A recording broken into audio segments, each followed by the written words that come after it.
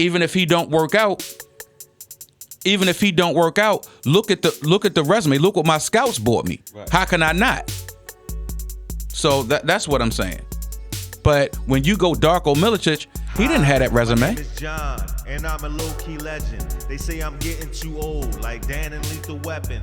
But I'm the renegade out of my cousins and brethren. So I'm the one that's made, handing out dozens of lessons. Walking time bomb, no barriers. Watch where you fuckers are stepping. Old landmines still can be mighty effective. Well-placed blade, right where the tissue connected. I'm the missing link, the continuum shall be corrected.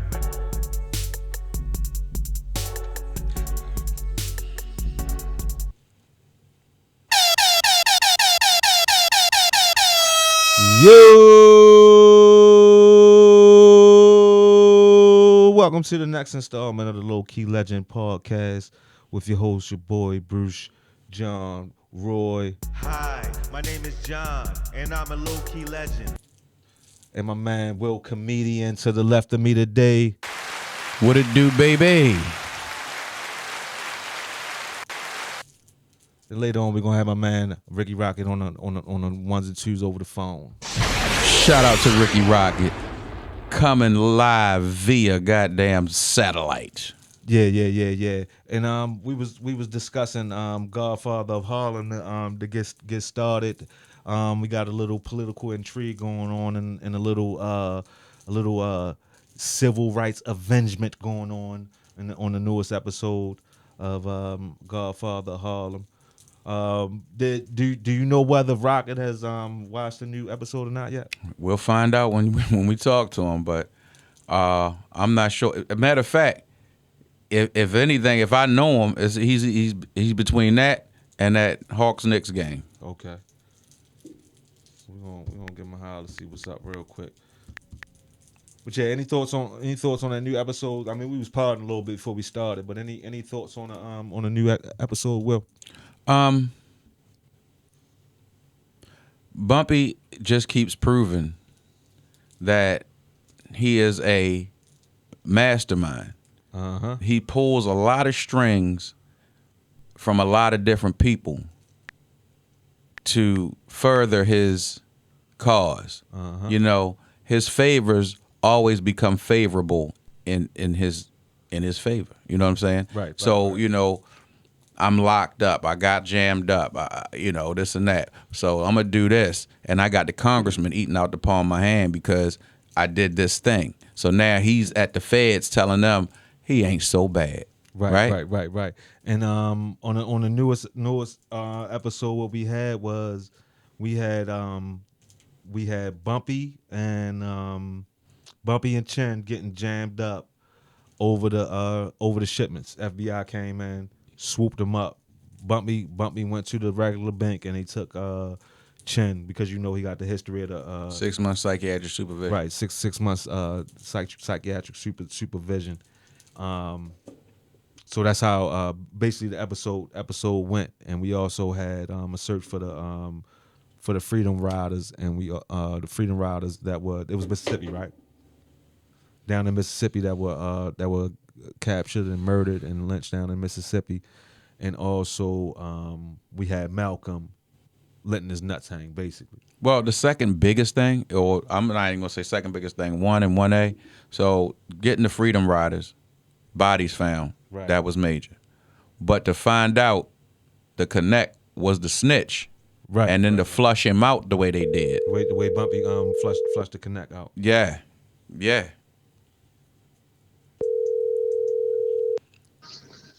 Hello. Rags Too Smooth Rocket. What's up, yo? What's up,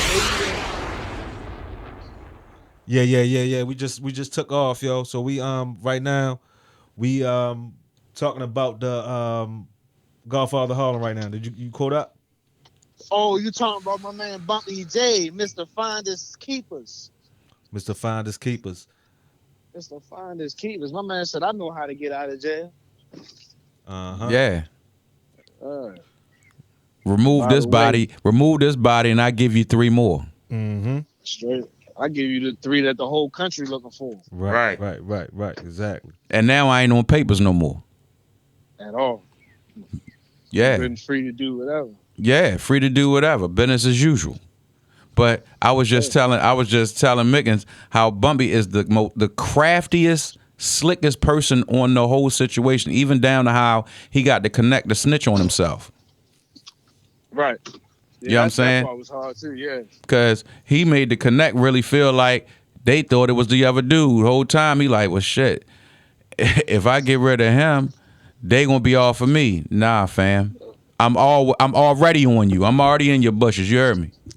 Yeah. I just want your mans to see who you really are before I put this hole. Exactly. So then when I ask him to come work for me, you know what I mean? I've already shown him loyalty and love.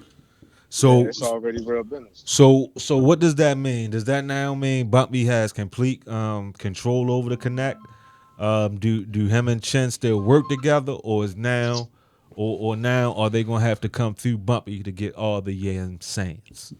No, I don't feel like that, because that's never gonna happen. Remember that every time he goes to the connect, he always say the so and so's would kill us for that. So whoever they getting it from, however they doing it over there and getting it over here, there's still another person controlling that. They've always said, the connect always said, oh, well, you know, I can't just sell to you because of them. Oh, I can't sell to you because of this. It ain't always the Italians. It's whoever they dealing with over there. Well, it must be Italians they dealing with over there then, or something, yo. Might be that. Because over there, other than the Italians having some type of control over it, they don't know who they actually giving it over to. All they know is the money coming back. No, I'm sure they know. No, I'm sure. Listen, that much weight, I gotta know where it's going. They know, but the concerns of just like you got a black French dude working with a white French dude, rules different in France. You understand what I'm saying? Yeah, but this is the reason why Josephine Baker went over France and lived a whole different type of life than she did in her own country. You understand what I'm saying? Yeah. That's why a white guy could already be partnered up with a black guy. You know what I mean? Well, you gotta remember so it has nothing to do. The French people, I don't think they care that he's selling to a black man. That got something to do with some Italian motherfuckers over there. That's all I'm saying is they have somebody they got to answer to over there. Right. That's why he said, I just can't rock with you like that. But no, the people that they was talking about was the Italians that they were already dealing with. He mentioned people over there too. That's where I got it from. But that had nothing to do with they gonna kill me over there if I fuck with you. No, that was the Italians here that they were fearful of. That's why once, you know what I mean, Bumpy manipulated everything and brought Chen in with him. They was cool. You know what I mean? They was cool with it. Well, who the hell was he talking about killing them over there? I thought it was because I thought it was he was talking about the niggas from over there. Because yeah. The Italians from over here, they've been working with Bumpy. You feel what I'm saying? So he's right, already but that's all that is you getting it from us. You know what I mean? It's different than you getting it from us than you bringing it in yourself. We got that part established. Well, who was he saying when he said somebody snitching and he said the so and so's? He was not talking about the Italians. He was talking about people from where he was at would kill him. He talking about the niggas that, you feel me, the French nigga go to. Right, that's what I'm saying. He was talking about those niggas on the other side of the water would kill him for that. He wasn't talking about the Italians. When Bump just cornered him, he wasn't talking about them. He was talking about the niggas over there. No, but it wasn't for dealing with niggas. The only ones I was worried about him. The only reason he was fearful for dealing with black dudes was cutting the mob out, for cutting the mob through. I'm agreeing with that. I'm saying, but he also makes mention of other niggas that he's responsible to over there. He never said when Bump just said about the snitching. And he said something about them over there. I think it's dealing with the mafia on the other side of the water. I'm saying yes. Yeah, that's what I'm saying. Yeah, but it's also like I feel like it's a difference between, because the black nigga that works now, we got to get it straight. The other French black nigga works for the white man. Yes. The French guy. It's not like, yo, this is my partner, we are one and the same. So it's not viewed as you doing business with this nigga, even though he's a French nigga. It's okay, this French nigga work for him.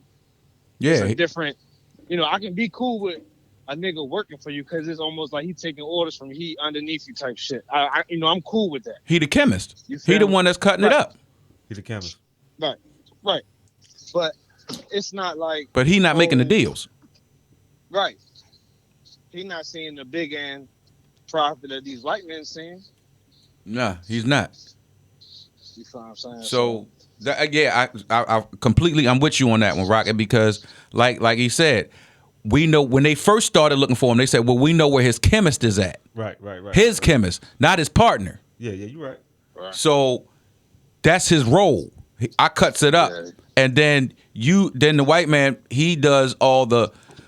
All right, we shipping it here, we shipping it there. We gonna put it in this. We gonna put it. Yeah, but I can't do this shit without the chemist. Yeah, so it's a but partnership, but not a partnership. See what I got. See what I got out of their relationship was that it's angled like that when they dealing with crackers, especially crackers in America.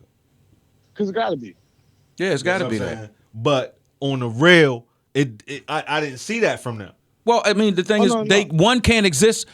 The white guy can't exist without the black guy because I'm the one doing the work. But no, I know he's doing the work. But what I'm saying is the levels, the You levels, talking about just the relationship, like right? The actual levels.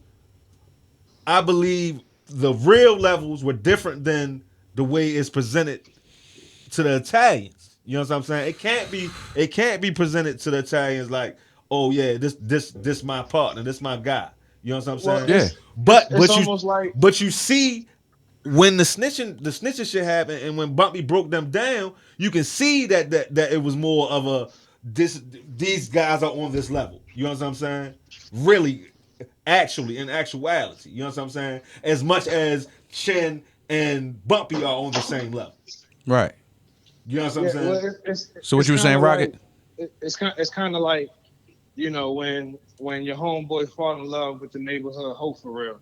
Right. You feel what I'm saying? And he get outside, you feel me, in front of y'all. Yeah, man, fuck that bitch. I be smacking that little. You know how guys Yo, be. stop, You yo, feel me? because But then as soon he as get you her said right it, in the I pictured a wrong. person. Right. I got you. I got you on that. I agree with it, but the difference is when that nigga go in the house and and he heard and the chick heard that he was talking that shit, it's gonna be a whole argument. Yeah.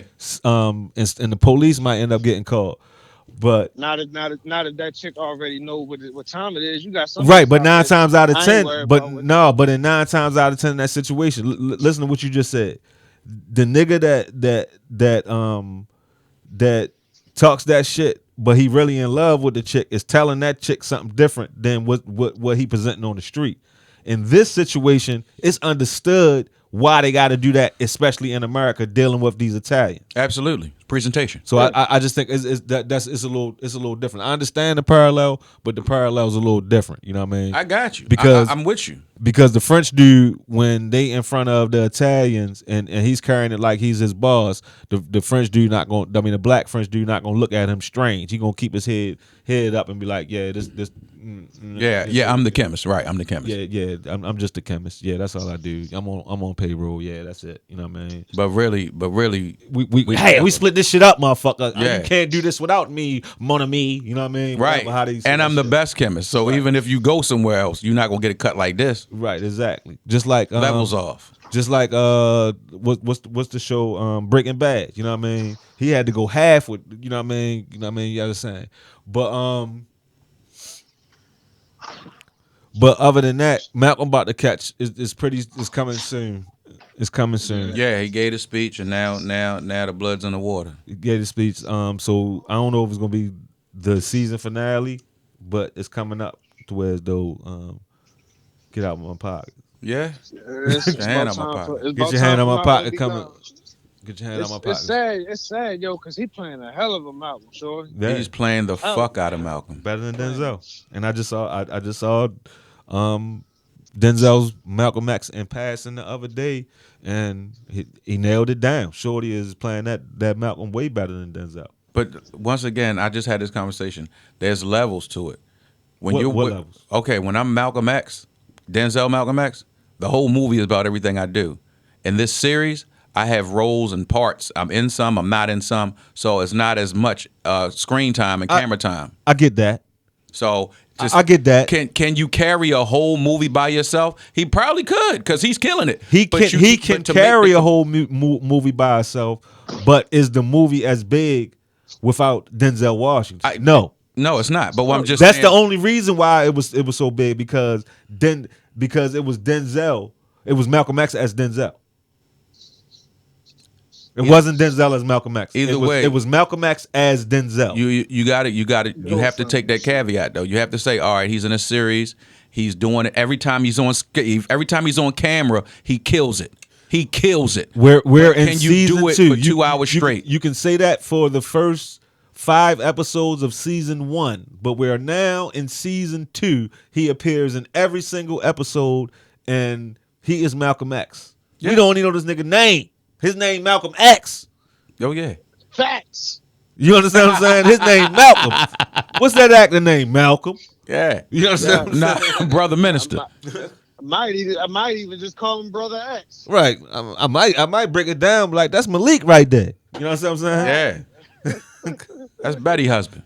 Right. That's what I'm saying. You know what I mean? But yeah, so he played. Listen, I So, take nothing from him. He is killing the Malcolm X role. Like there was nothing about like watching Denzel playing Malcolm X.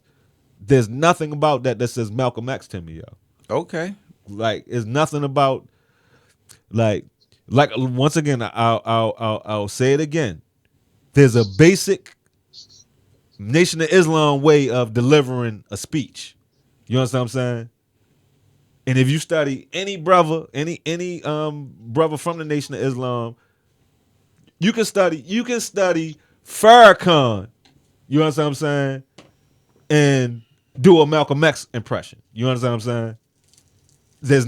There's not much different. It's just the way that they deliver their speeches. You know what I mean? It's the way they pattern their words at a certain cadence. You know what I'm saying? So if that dude went in, the dude that looked more like Malcolm than Denzel does, study Farrakhan, we couldn't even tell the difference in this motherfucking performance, yo.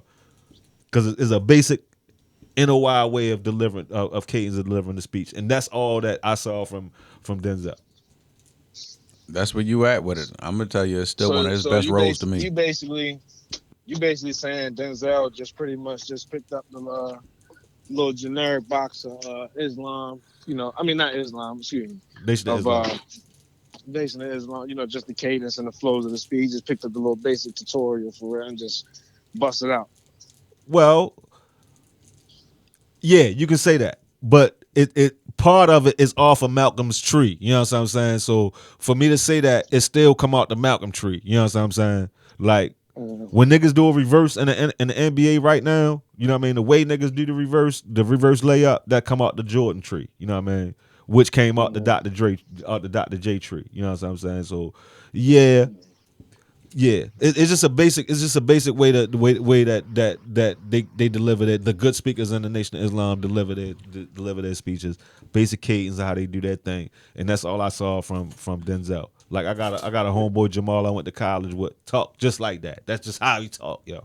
You know what I'm saying? Like he was real big in the security ministry in the Nation of Islam, and like I said, I love watching Denzel act, you know what I'm saying? But he just Denzelling, yo. He just Denzelling, you know what I mean? And like but the formula works. Of course. So I'm not going to downplay him just because the formula works. I'm not downplaying Denzel's acting. I'm saying comparing delivery of being Malcolm X, Main Man is a better Malcolm X than Denzel. Yeah, I'm not gonna lie, yo. When I look at you on the screen, bro, it's like I feel like I'm literally looking at Malcolm. Exactly.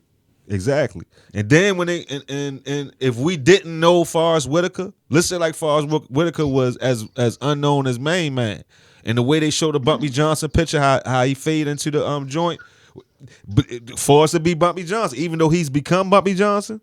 Every time we watch this, we saying Bumpy Johnson, not Forrest Whitaker. That's another reason that we know he killing it. You know what I mean? We've seen Forrest Whitaker in 1,000 different roles, but he Bumpy Johnson now when that show come on. He is. You know what I mean? But also, if you look at the real Bumpy Johnson when they faded into Forrest Whitaker, they look enough alike that if we didn't know Forrest Whitaker, that nigga would be Bobby Johnson. You know what I'm saying? Got you. More than Lawrence Fishburne. You know what I mean? And I also think that the light skin factor of, you know, the guy who playing Malcolm it plays a little bit into it. A You know, dead all ringer. that kind of shit. I So, stated, I stated that him looking more like Malcolm X does play a part into that. You know what I mean? It plays a huge part into it. But his acting and his delivery is not lacking at no moment in the role. You know what I mean? It's not leaning on him just looking like him. Got you. I know. I completely agree. Like, Right? It's a perfect emergence of him looking like him, Yes. and a powerful his mannerisms, the way he looks, the way he talks, like his whole everything is Brother Minister, and I give you that. Damn. They doing a damn good. Whoever the production crew is, That's the casting. It's the casting. It's the casting, but I'm talking about even just like, all right, take when he's sitting down giving that speech, the intensity of that moment. Yeah. The intensity of the moment when his wife, you know, and he walking on her sitting down reading his speech, and he like, damn, you really reading it? Like, what's the word?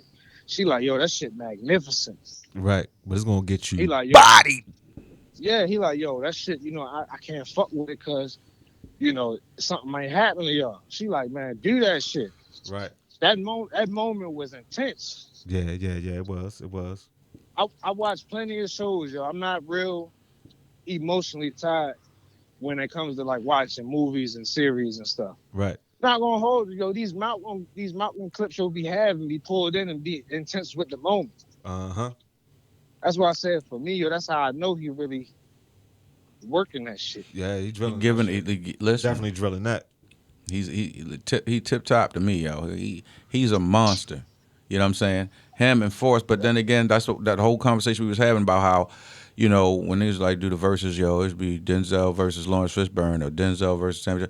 We always forget Forrest because it's just a foregone, you know, thing. But Forrest Whitaker plays a lot of different roles, and he plays the shit out of them. Yeah, he definitely body everything. But which one has he really stamped? Like he plays damn well in a lot of shit. Well, you gotta be an avid movie watcher to really, because a lot of his best performances were in movies that are not really a part of pop culture. You understand what I'm saying? And most people are familiar with movies that are part of pop culture. But when you start going on outside of that, like last King of Scotland and shit like that, that shit was crazy. You know what I mean? When you start getting into stuff like that, where that's kind of considered his seminal performance, and the average moviegoer never watched it. You know what I mean?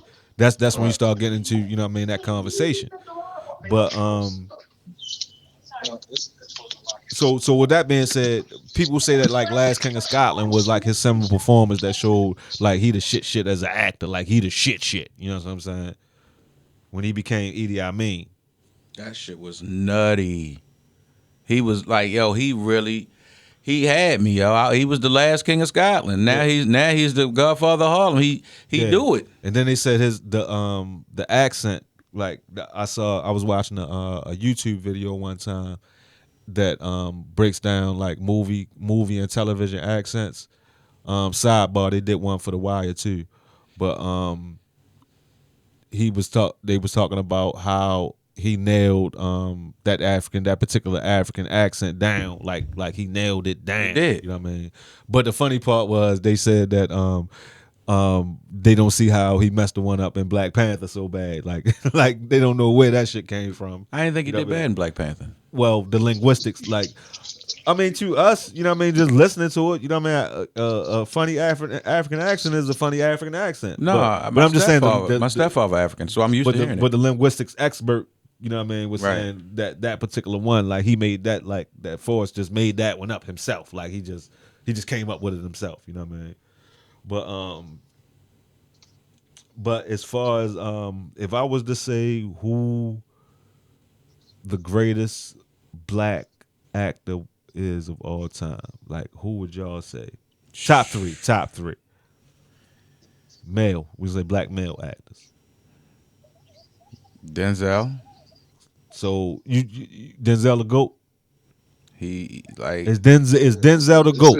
it's hard to say. It's You hard to can't just debate. do It's that hard to debate because that. you've had a Is Denzel the GOAT? You got Lawrence Fishburne, who's fucking ridiculous. You talking about Ike Turner, baby? Yeah. You talking about Morpheus? And Lawrence kind of on his Samuel L. shit right now too. Like he not really turning down a lot of roles. Like he taking like you if you go on like Netflix or motherfucking or Amazon Prime Video. Yeah, he be in a lot of you gonna see a whole lot of Lawrence Fishburne movies. Nigga movies that definitely ain't come out. No, they don't necessarily be nigga movies. He playing a lot of movies, like crossover, like B movies. You know? Okay, B listers. Yeah. I mean, you got to think for me. Nigga movie is a whole different category. You right. You right. Trust me on that. Right. Nigga movie is a whole different category. But I'm saying from where Lawrence Fishburne came from, Cowboy Curtis on Pee Wee's Playhouse to Morpheus, that's a big jump. No, he came from Cornbread Earl and Me. Cornbread. That was child acting. I'm talking about being as an adult. Right. To go from Pee Wee's Playhouse, that's some silly ass shit, to being Morpheus in the Matrix, to being Ike Turner, you know what I mean? And I mean getting Ike Turner down cold, down to the stutter. Right. You know what I'm saying? That's big shit. You know what I'm saying? Yeah, but that nigga always playing a dark skinned nigga. That shit be kind of phony, yo. Ooh. Lawrence Fishburne, yo play Ike, yo play Bumpy, yo. They just light washed the shit out of them roles, yo. I mean, he did his thing, yo. He did his thing, but they light washed them motherfuckers, yo. It's no different. They got Denzel to play Frank Lucas. He looked like Jay-Z. You ever seen Frank Lucas for real? Yeah, but they definitely got He's like light as a motherfucker. They definitely got no Frank. He ain't Lonzo Ball. I mean, but he no ain't, Frank Lucas ain't light at all, y'all. Dog, I looked him in the face when he was talking on the phone of motherfucking what's his name? Look him up real quick. Frank Lucas. Frank Lucas. He's not a dark skinned dude by any stretch. And Denzel not really dark skinned. Yo, like a brown skinned caramel type nigga. Pause. You know what I mean?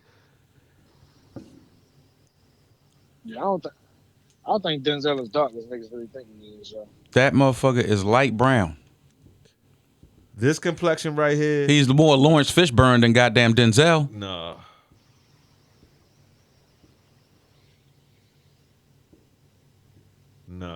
They closer.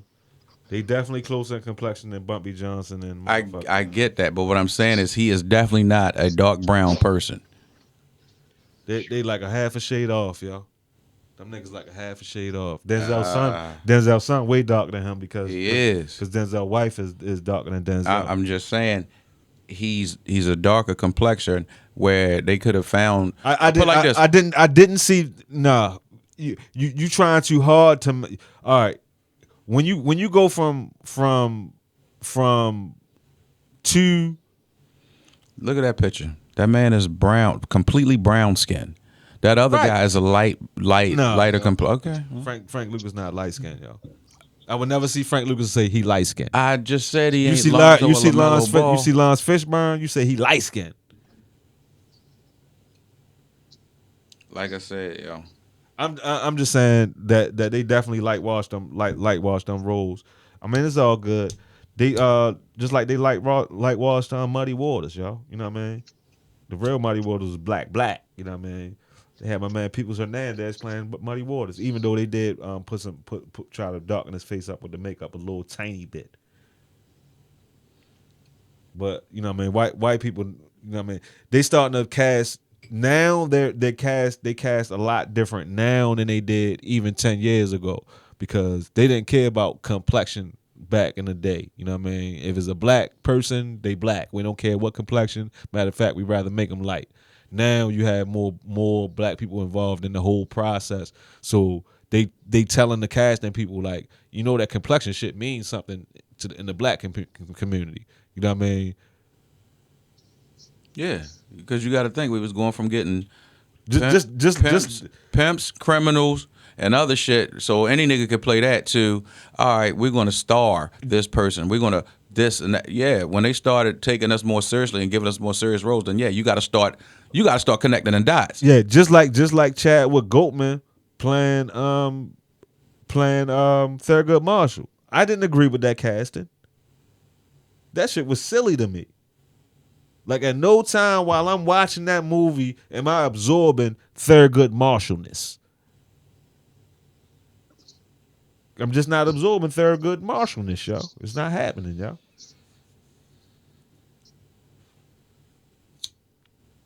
Like they can call that man Thurgood as much as they want to in that movie. I'm like, that's Chadwick. But he actually still played a hell of a role. So the casting was off, but the acting was on. That's what saves movies. Acting saves movies. You know what I mean? But you know what I mean. At the end of the day, it was a terrible casting. It was an awful casting. Yeah, but what you think about this? We going. Keep going. Keep going. Keep going. So we gonna keep going. We got the start of the playoff show and the play-in. Hold on, yo. I cannot let you ride past the shot like that. He ain't peeped it. I ain't watching yet, so we gonna when y'all get back.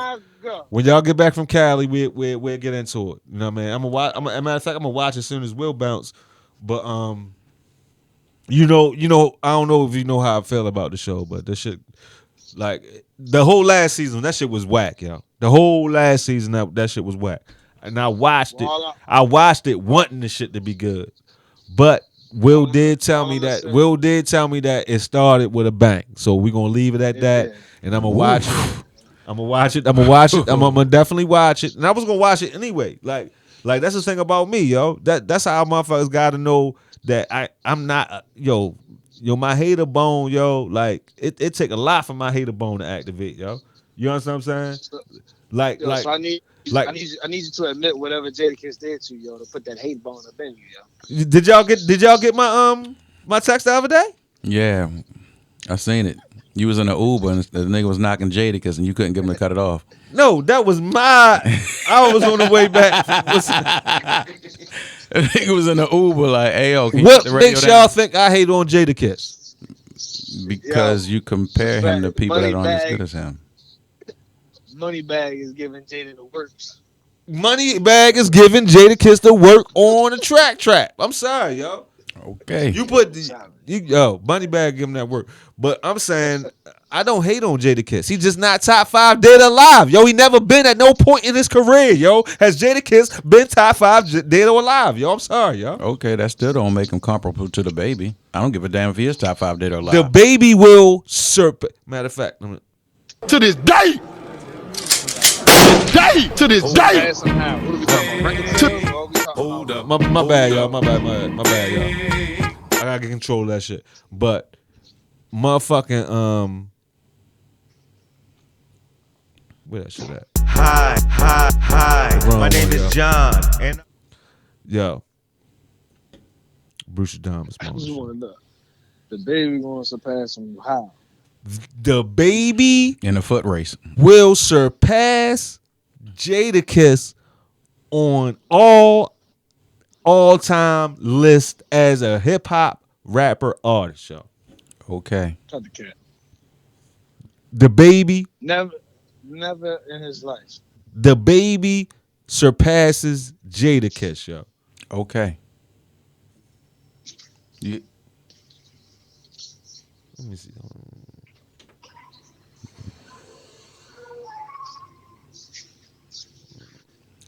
Let me say this, yo, because this is an argument that I'm just not willing to have. But I'm gonna give you the receipt right here now. The baby will surpass Jadakiss. I heard you the first time. I didn't believe you then. I don't believe you now. The baby will never. Jadakiss has some of the most classic, memorable bars. When you hear Jada, when you hear that laugh in the beginning, you know what's coming next is going to be ain't loud. Never say my little bitch is a masterpiece. Still suck my dick when she mad at me. Jada ain't never say that, nigga. I know. That's what makes him top 5 dead or alive. Hard, yo. The ball was not hard. That shit was hard, yo. Come on, yo. My little bitch is mad at me. Still not my neck when she mad at me. Yo, I liked it even less when you just did it. I liked it even less when you just reset it. That boy not even relatable in the hood like that. You crazy, Yo, yo. that Your said it ain't relatable in the hood. Yes, it is. Yo, let me tell you something. That bar. How that bar ain't relatable in the hood, yo? I don't know. 8 out of 10, 9 out of 10. I'ma just keep it in the hood. Black women is not sucking dick when they get mad at you. Fuck no. Fuck no. So how y'all be making up then? I mean, yo, you make up, you do whatever You make up to make. You do what you got to do to make up. But you ain't. She don't be mad at you, yo, when y'all. So, but See y'all walk. the last thing that's gonna happen is you be like, baby, I'm sorry, and then you pull your zipper down. That's the last thing that's gonna happen. That's the last thing.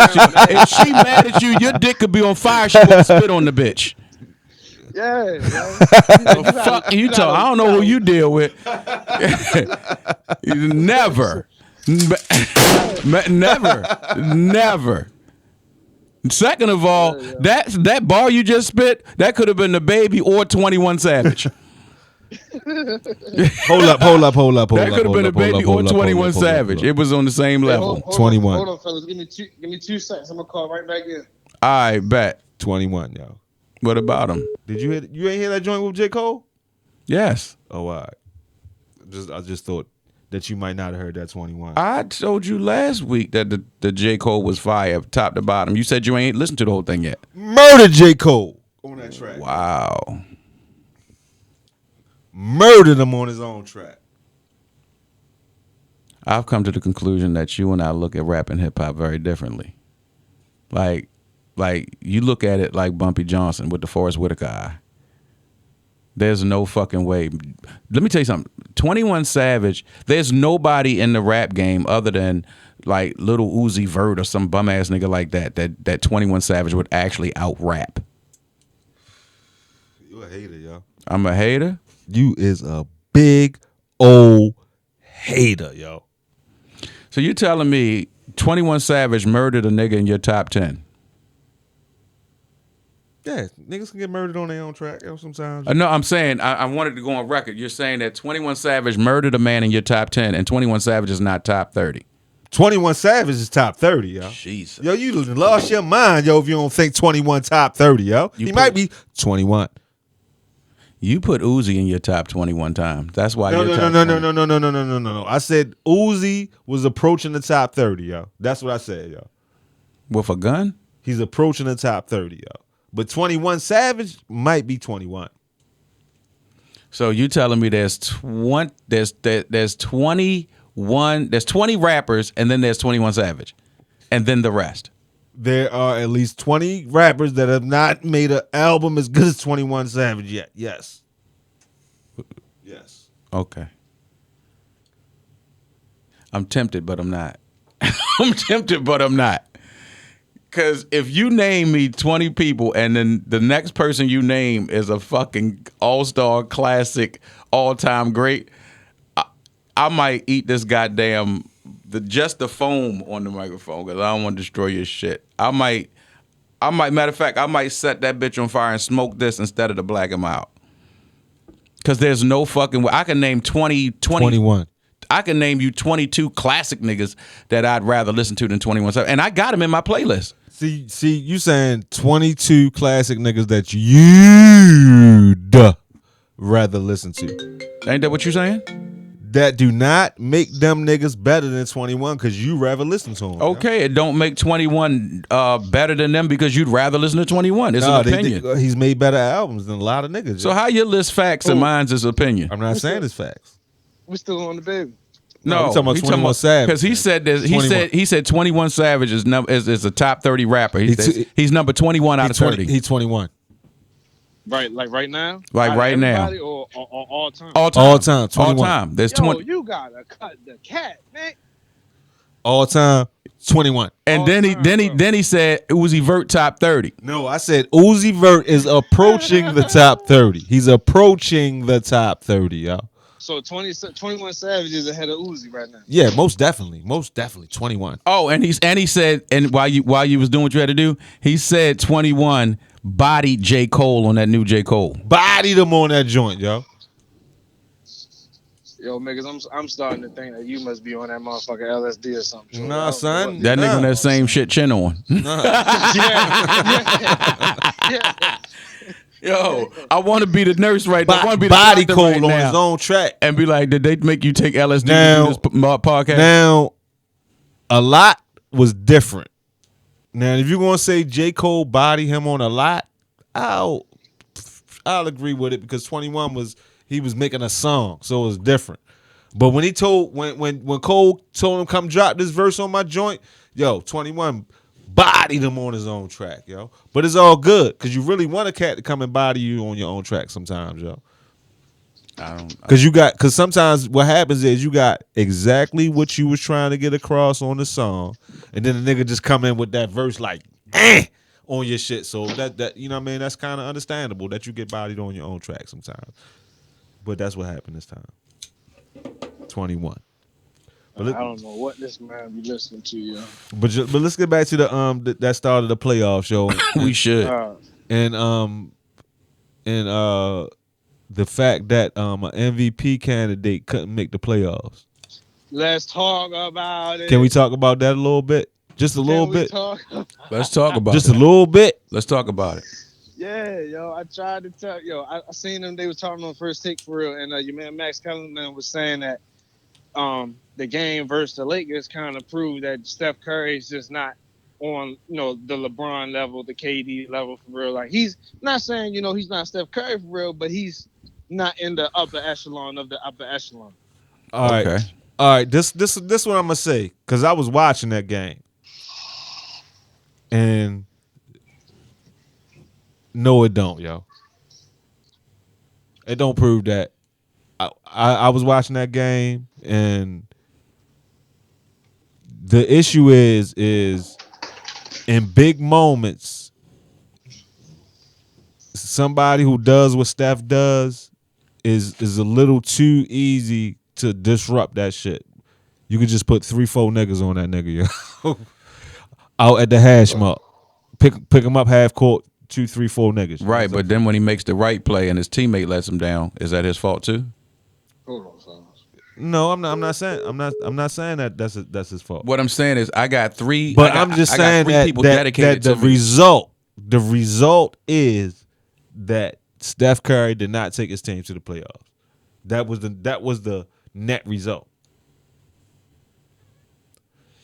Regardless whether I agree with what you're saying about plays at certain points in the game, regardless of what I say about plays at certain points of the game, the net result is that the Steph Curry led team could not make the playoffs. That was the net result. My guy.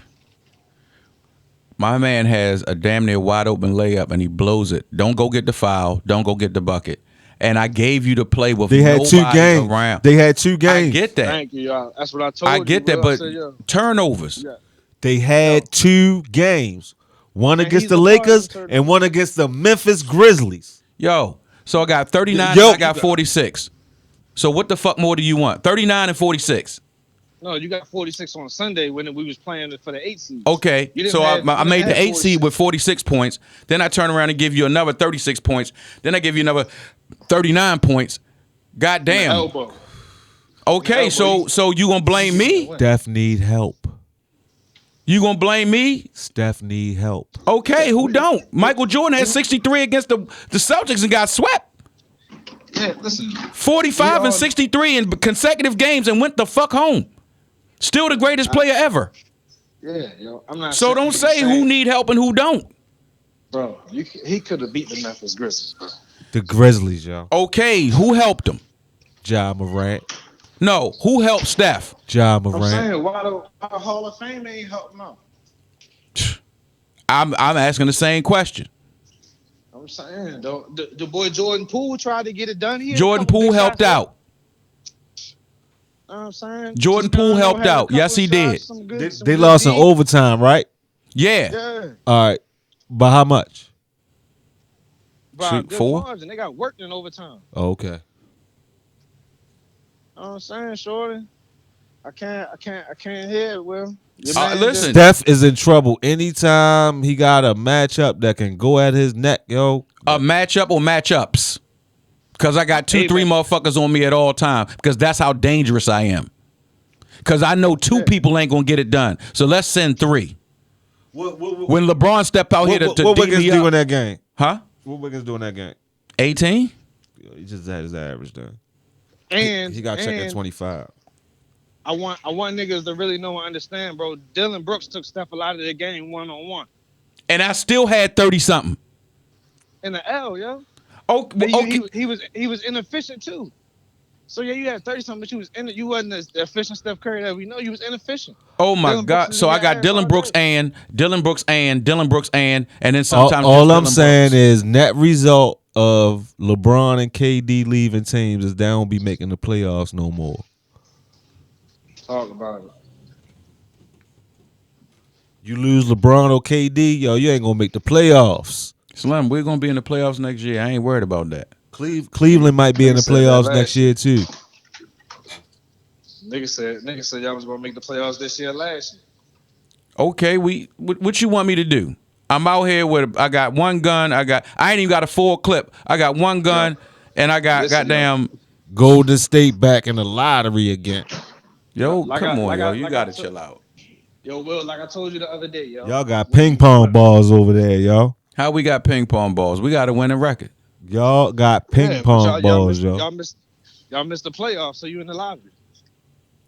So y'all might get another superstar. Y'all might luck up, yo. Our superstar coming back regardless anyway. They could draft you next year.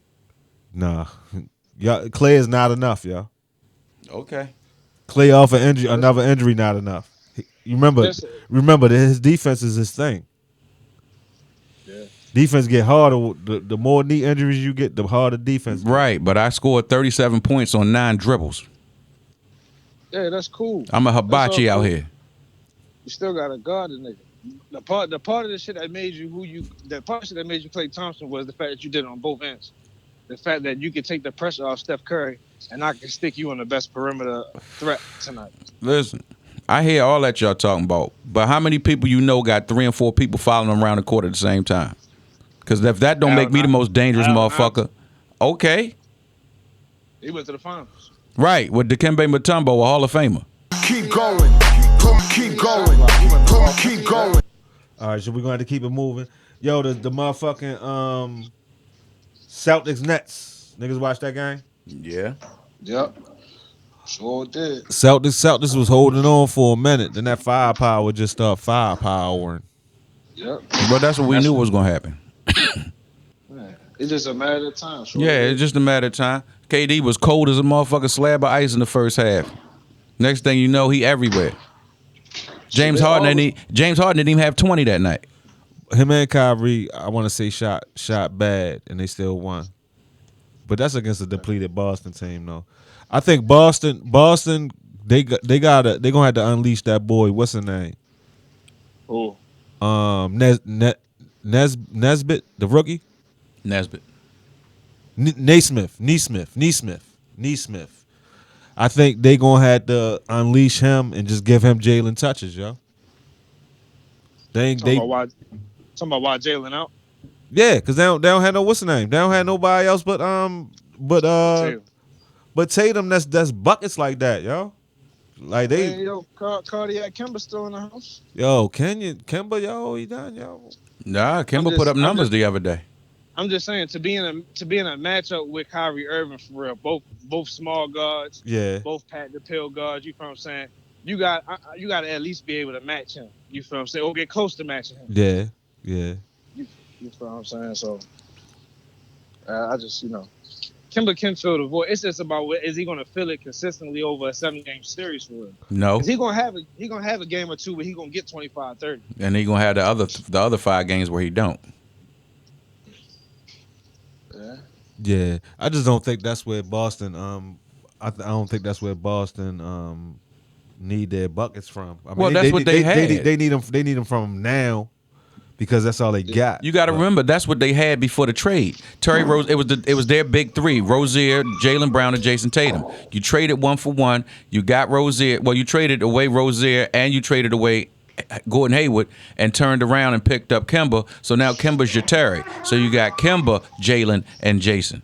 Right. Yeah, But he doesn't produce like Terry. I think Boston just needs a more traditional point guard, a more Rondo, more Chris Paul kind of guy. Not right now because they don't have nobody to distribute to. I'm not talking about right now. I'm talking about just like overall, yeah.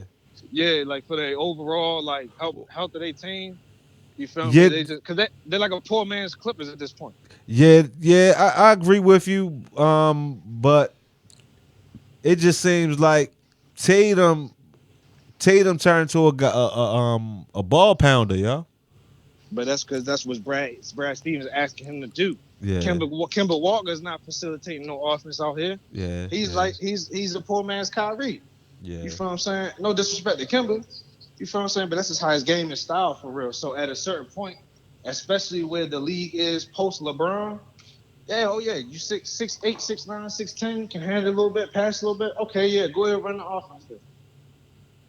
You feel me? So yeah. And I was in and out on the Mavs Clips game. But I saw the results. Like the bubble. It looked just like it did in the bubble last year, before Kristaps got hurt. Luka, 30-something, 11-something, and 10-something. Yeah, and the Richardson pickup, like if the Richardson pickup pays off in this series right here, it was worth all that adjustment they had all year with Richardson not really playing that well. If it works out in this series right here, and it worked out in that first game. So if the Mavs get the Clippers up out of here, yo, in the first round, yo. Yeah, yo, I don't want to hear no more of that Kawhi top 5, that PJ, no more, none of that. Yo, if they get him out, if they get him out of that first round, Kawhi might be up out of there, yo. They're talking about Miami gonna try to go at him in free agency. Yeah. If that happened, Kawhi gonna be up out of there, and then the Clippers gonna be Clippers again. Yes, sir. Them niggas owe Doc Rivers an apology. I was just thinking it. They get bounced in the first round. Them niggas owe Doc an apology. Yeah, because I went to Philly and I'm number one goddamn record in the fucking East. So is it me or is it them? I can draw the plays up. Can you hit the bucket? Yeah, and they just be doing a lot of unclutch shit, yo. Like Paul George, he played well in the second half yesterday. He had a big second half yesterday. Yeah, but Pandemic P showed up in the first half. Yeah, and Kawhi was ghost again. Yeah, niggas gonna have to start calling Kawhi out, yo. Yeah, yo, niggas, Kawhi keep getting a pass, yo, because he got that early MVP in San Antonio, the Finals MVP when they played LeBron, and then he hit that lucky ass Game 7 shot against Philly. Because if he don't hit that shot, then Philly wins the title that year. Yeah. You feel what I'm saying? Because whoever came out the East and played Golden State, that depleted Golden State team was gonna win the Finals. Yeah. You feel what I'm saying? So then you go see Golden State and everybody get hurt. Clay get hurt halfway through. Clay don't automatically get hurt if they play Philly. Like all variables are different. That's true. Hold on real quick.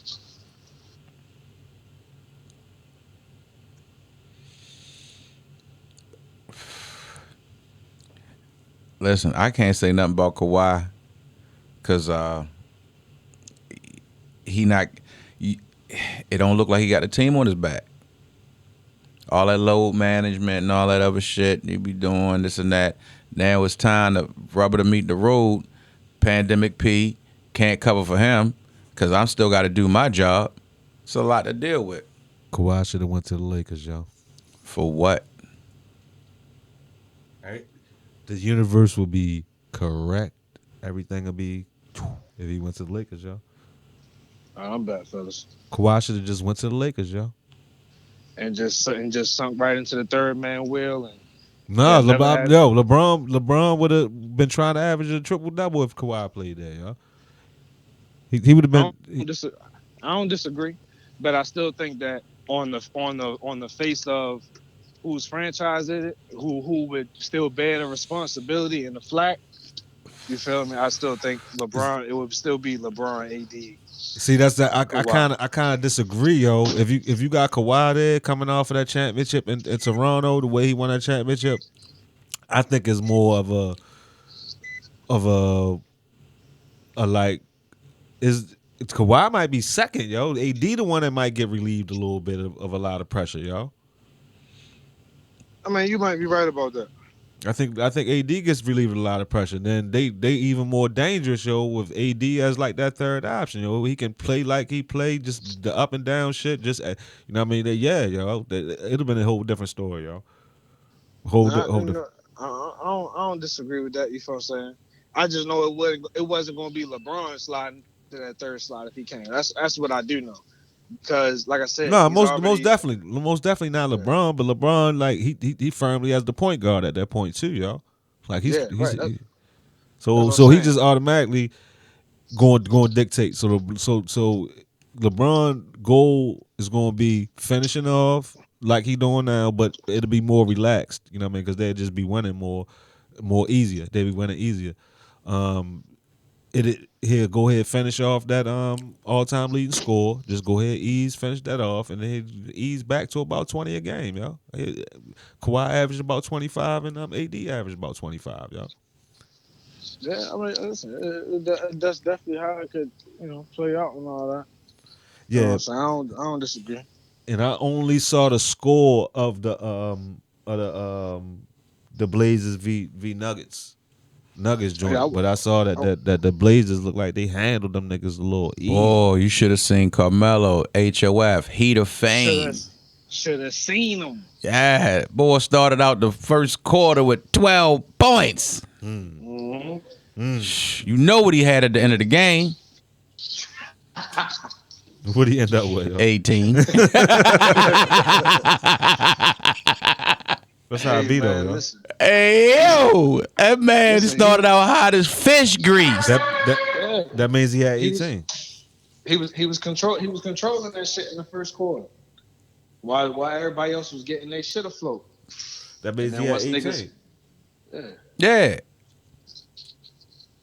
Now once how that look on his resume though? Nah, it looked good. It was just funny. It was funny because I told Rock. I just wonder how 18 piece look on his resume. It looked good. I'm just saying how you get it.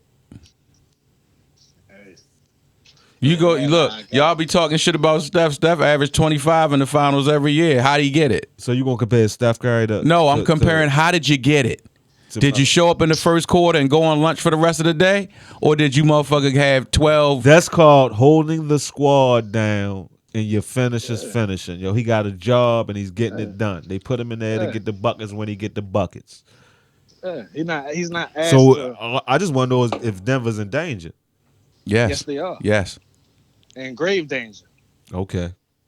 Grave danger. Okay. Because as much as I like Joker and as much as I'm liking Michael Porter Jr., you feel what I'm saying? It's just they missing Murray.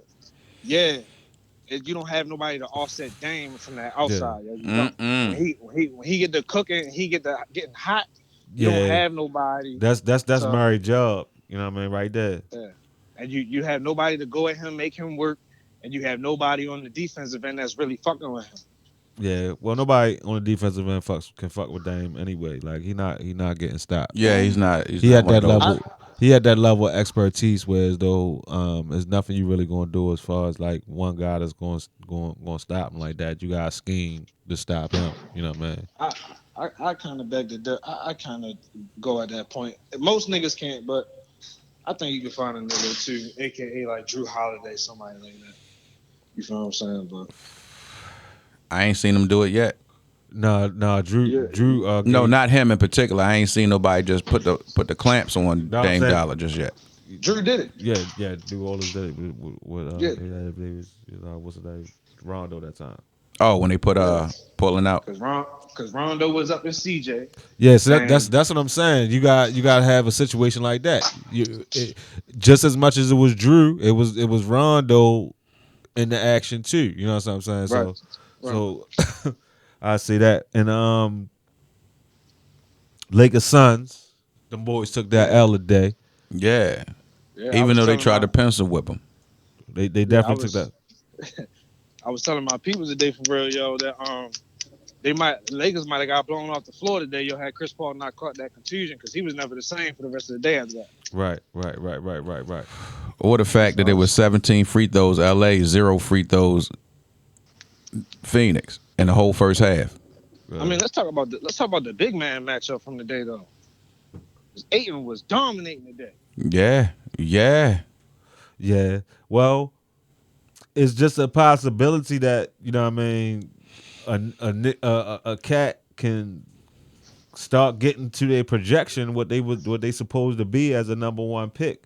You know what I mean? Like I've been kind of arguing on the internet about Ayton, you know what I mean? I'm saying like just because he's not averaging 20-25 do not mean that in his position in the league right now that he not one of them guys. You know what I'm saying?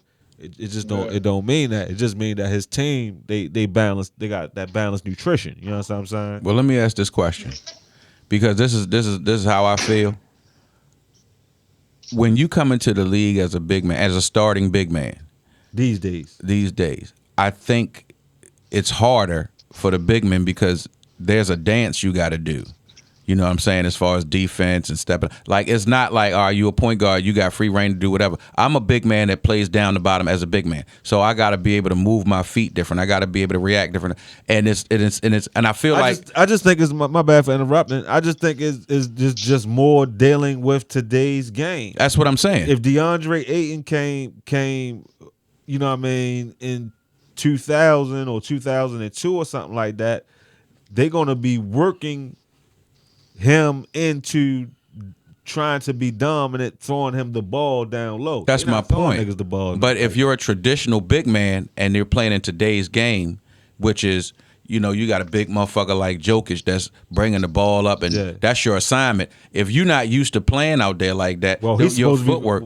His projection was supposed to be a guy that can check guys like that, like a versatile. I get inside out big man. The projection versus what's projected. Anthony Davis mixed with David Robinson type nigga, like right. Projecting this nigga like top flight. I heard all those things, but I'm talking about what I see. Right. So when I see that you are more of a traditional big man than an Anthony Davis, than a offensively, like because. Like if you really look into the numbers and start looking into a lot of things, you'll see that like DeAndre Ayton plays Greek Freak pretty much better than anybody in the league. You know what I mean? Oh, he's agile. He's quick. He's agile. Just about to say that. It might be like Bam might be the only other guy that plays Greek better. Because once again, an agile big man. And PJ Tucker's another guy. Well, PJ Tucker just play hellified defense on whoever. And PJ Tucker on his team now. You know what I mean? So right. I'm just saying, like, the dance of the big man, you got to try to incorporate what you do versus what's being done. And I feel like that's a tougher task. I'm not saying he's not up to it, right, but I'm saying it takes a little bit longer to develop. I liken it to being a new, offensive guard or something on a football team. Right. That dance of the big man is different than the role of a running back or whatever, and my move is just my move. But down here, I'm fighting in these trenches, and I got to learn to fight this way. All right, but what I will say is, right, as long as I think as long as you, when I say you, I'm talking about like a guy like DeAndre Ayton. As long as they can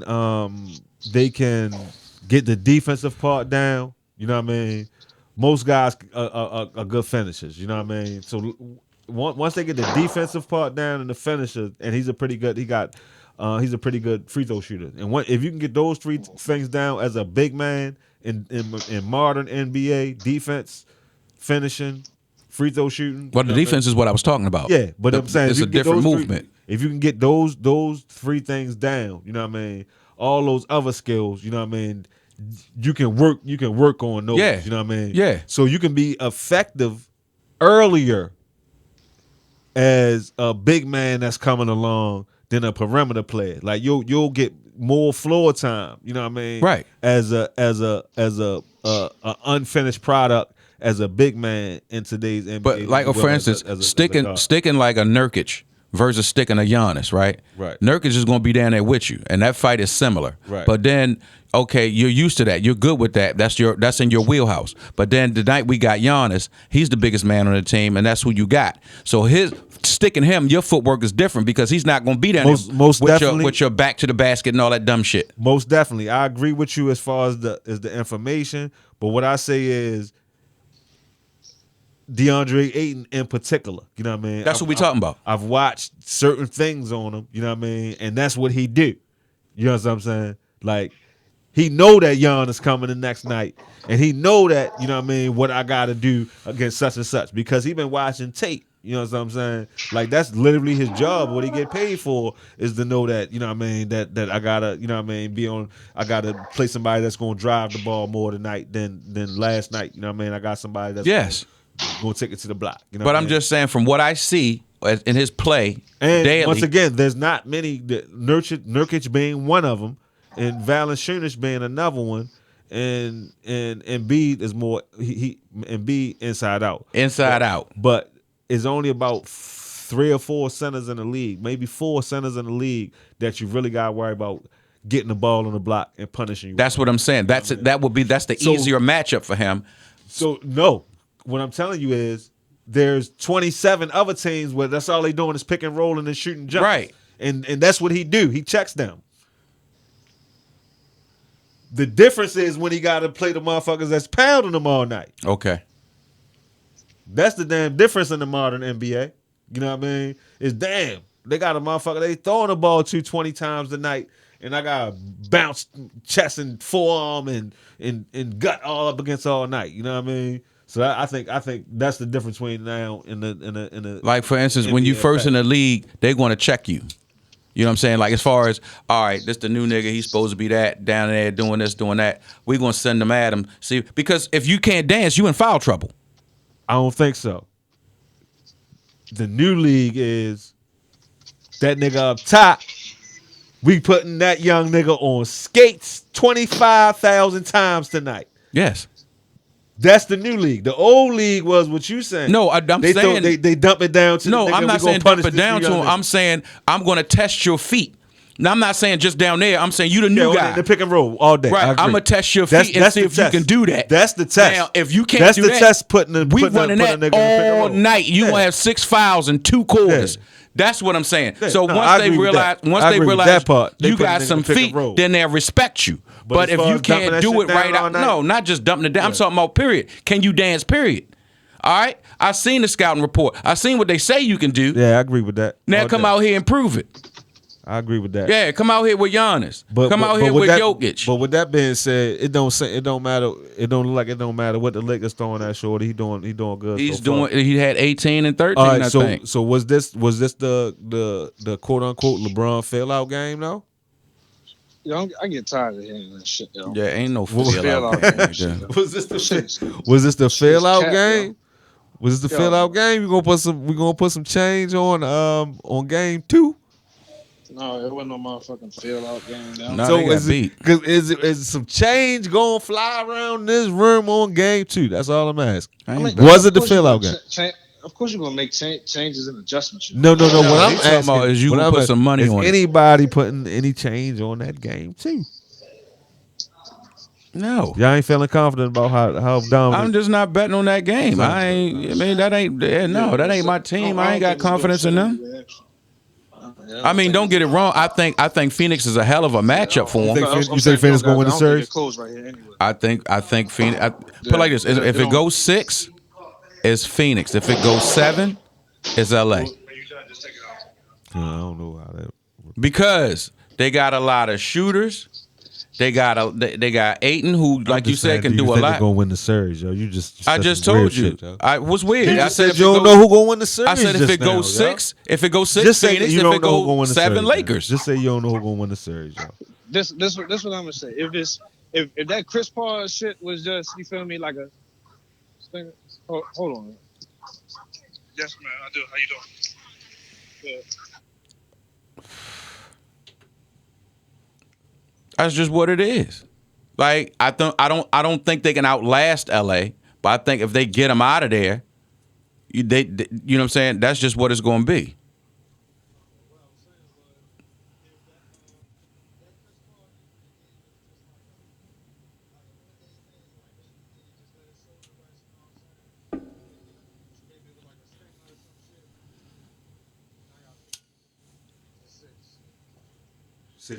You said you got Phoenix and 6 if Chris Paul healthy. I just said that. No, you ain't. You said I said Phoenix and 6, or if it goes to 7, it's LA. right. That's saying you don't know, yo. That's weird, yo. I'm saying, do you think that Phoenix gonna win the series? He say it's different if it's different saying if Chris Paul is healthy, I got Phoenix and 6. That's different. All right, I got LA winning the series either way. They saying some shit today. Them niggas can't stop motherfucking Demolition Man. They can't stop what's the name? Schroeder. They can't stop Schroeder. They're gonna look at the tape and Shorty gonna ball next game and LeBron gonna be a little more juiced up. He gonna go get his steroids and they're gonna be straight, yo. So he gonna have more than 17 points next time. Yeah. Okay. Lakers in 6. That's what he said. Lakers in 6. That's a receipt.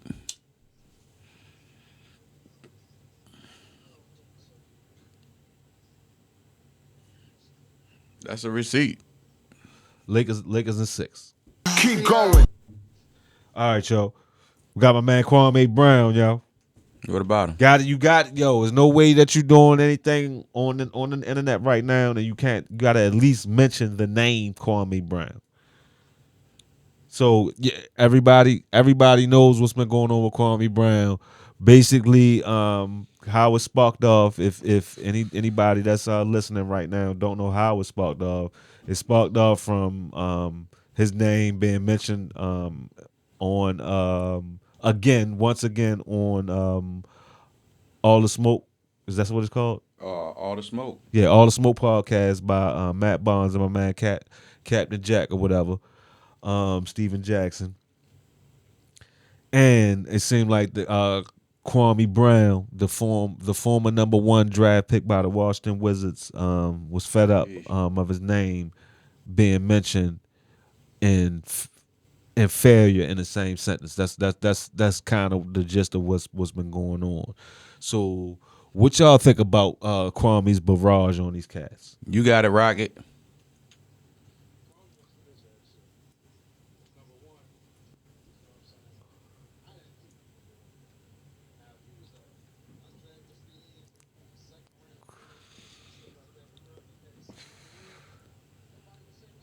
Uh-huh. Right.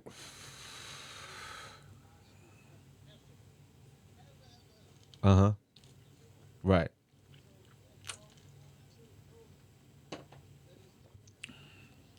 Uh-huh.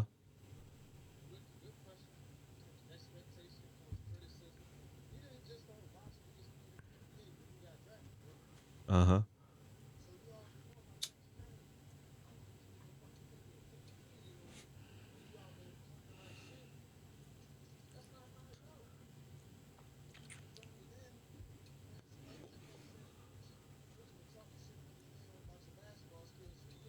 Right.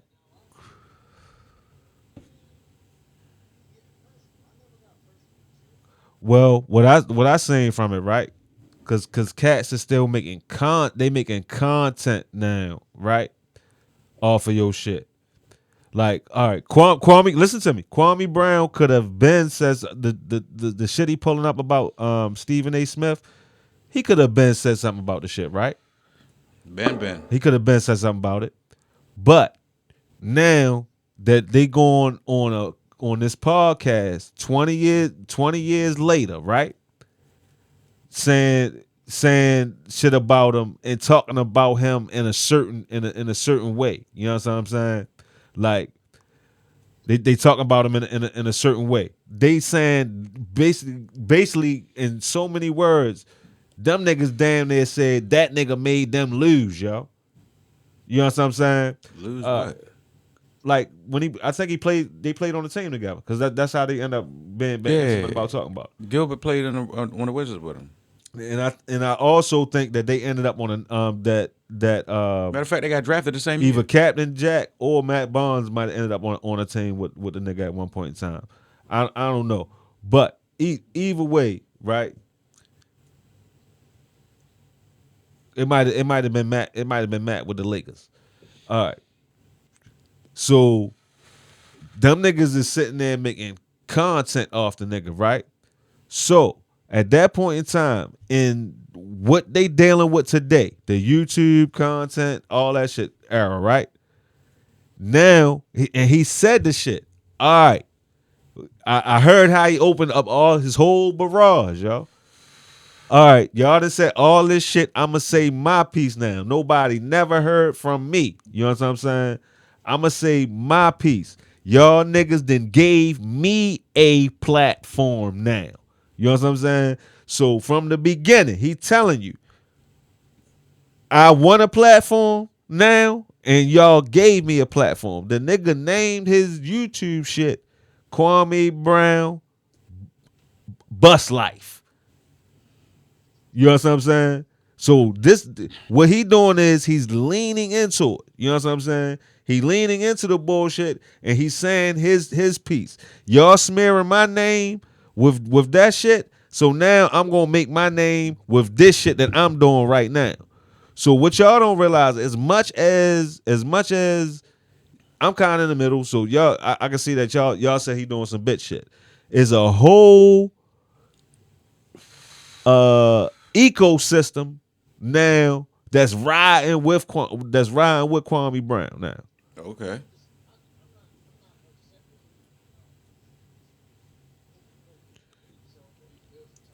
And he did have to clear that wizard shit up. Cause all right, did before this shit came out, did y'all know that it was a trade on the table for Elton Brand? Did y'all already know that? No.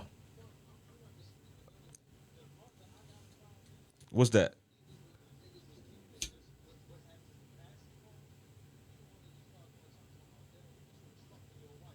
Because when you call a man, all right, the moment you call a man soft, right?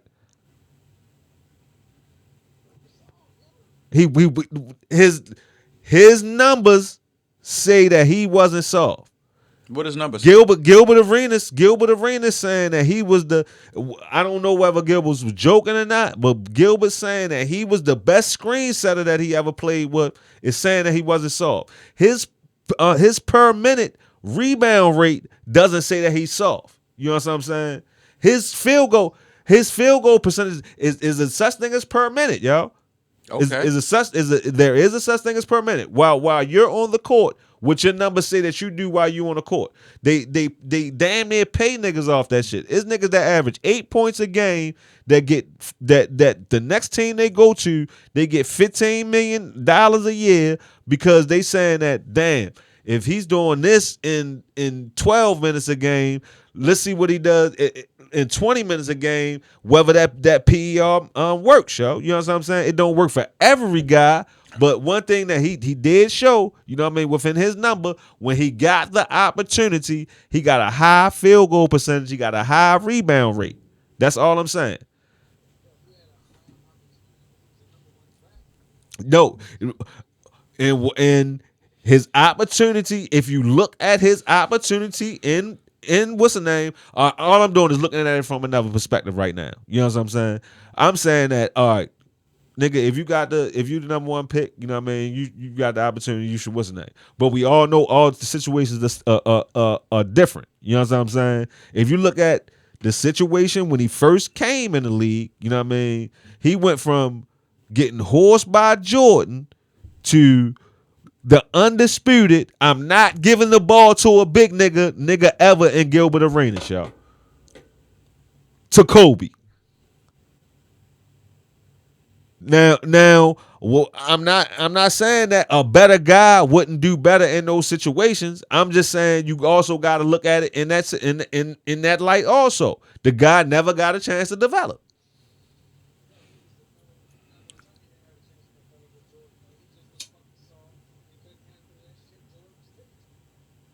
The nigga ain't want him, y'all. He didn't want him. He didn't want him. He's not the guy that the organization wanted, y'all. No, it don't mean it though. It means they not working with him like somebody else might have worked with him. That's what it means. They not treating him like a number one pick. They not treating him like a number one pick. They treat him like a second round pick. No, because yo, another team. We don't know, yo. We do not know. Yo, let me say something. I don't let y'all do it. Here's the thing. If you mad about what I said about basketball, the same way you just sat here and ran all that shit about what happened, if all you really worried about is clearing up what really happened, a lot of shit he said was true though, yo. I don't give it's a some fuck. Tough guys.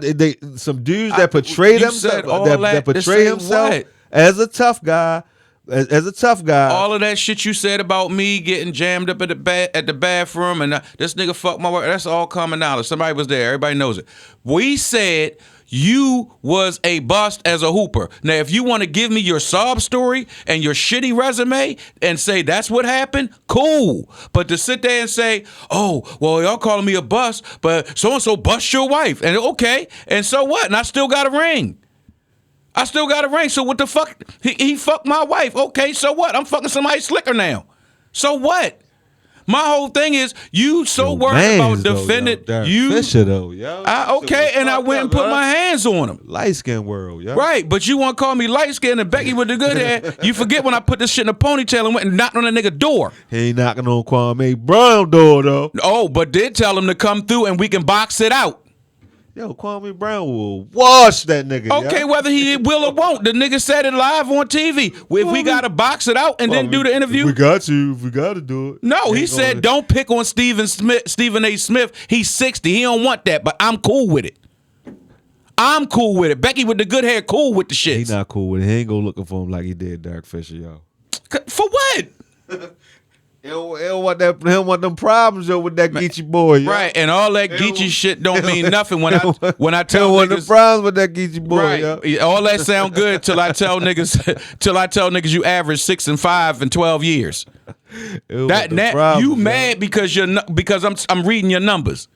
Yo, you know good and well he's not just mad about reading no numbers. Well, they didn't say nothing else about him. It's not. Yo, we gotta review. What did they say? We gotta review it. Did they call him? What did they say about his background? What they say about? I know one thing. He was doing. I know one thing. Gilbert said he ain't go nowhere without Kwame Brown, yo. Okay, that ain't soft, yo. I'm sorry, yo. Hey, yo, unless you getting paid, that ain't soft, yo. Yo, unless the back of your jersey say security, I don't give a fuck about that. Soft, yo. Tell me what you did on the court, basketball soft, player. He said he had to set screens for a hawk, yo. You know when you run a pick and roll, right? When you roll, if a nigga don't give you the ball, yo, and he shoot it every time, yo, that you need the ball, yo. You have to get the ball in order to do something with it, yo. Okay, then say that. He did but that. No. I'm saying you more emphasizing my past off the court activities and this and that. Nigga, I said on the court, you was trash. Now you talking about, oh, you was Black Lives Matter. Now you a blood gang. And now who gives a fuck? I didn't say nothing about that. I'm saying you, sir, you number one pick in the draft, you was trash. You was garbage. When they traded for you and Paul Gasol, all they really got was Paul Gasol because you was trash. So you wasn't going to do shit for the Lakers. And you didn't. So you telling me, yeah, that's why in the third grade that nigga Tim beat your ass. So fucking what? He ain't whoop my ass when I got that ring? Did he whoop your ass when you was averaging 6 and 5?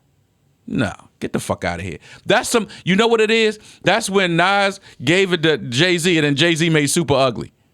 Super Ugly was hard though. It was hard, but he had to go get personal. But it was hard though. That's But the you point. did- Kwame Brown hard right now. Oh yo. my God, yo, get off the motherfucking yo. Kwame Brown hard right now, yo. That's, You know that's why- all you I'm know- saying. you know yo. why niggas That's say all I'm saying, yo. That nigga done created a whole nother lane. Yeah, yo. all that. For himself, yo. Yeah, Angry Man Radio, all that. He All done I'm create, saying is, Kwame Brown done created a whole nother lane. Yeah, now I'm y'all mad. hating on the nigga. I ain't hating on him. Y'all niggas hating on Kwame Brown. Keep going. All right, so we got the Wilder Furry Part 3, yo. Man,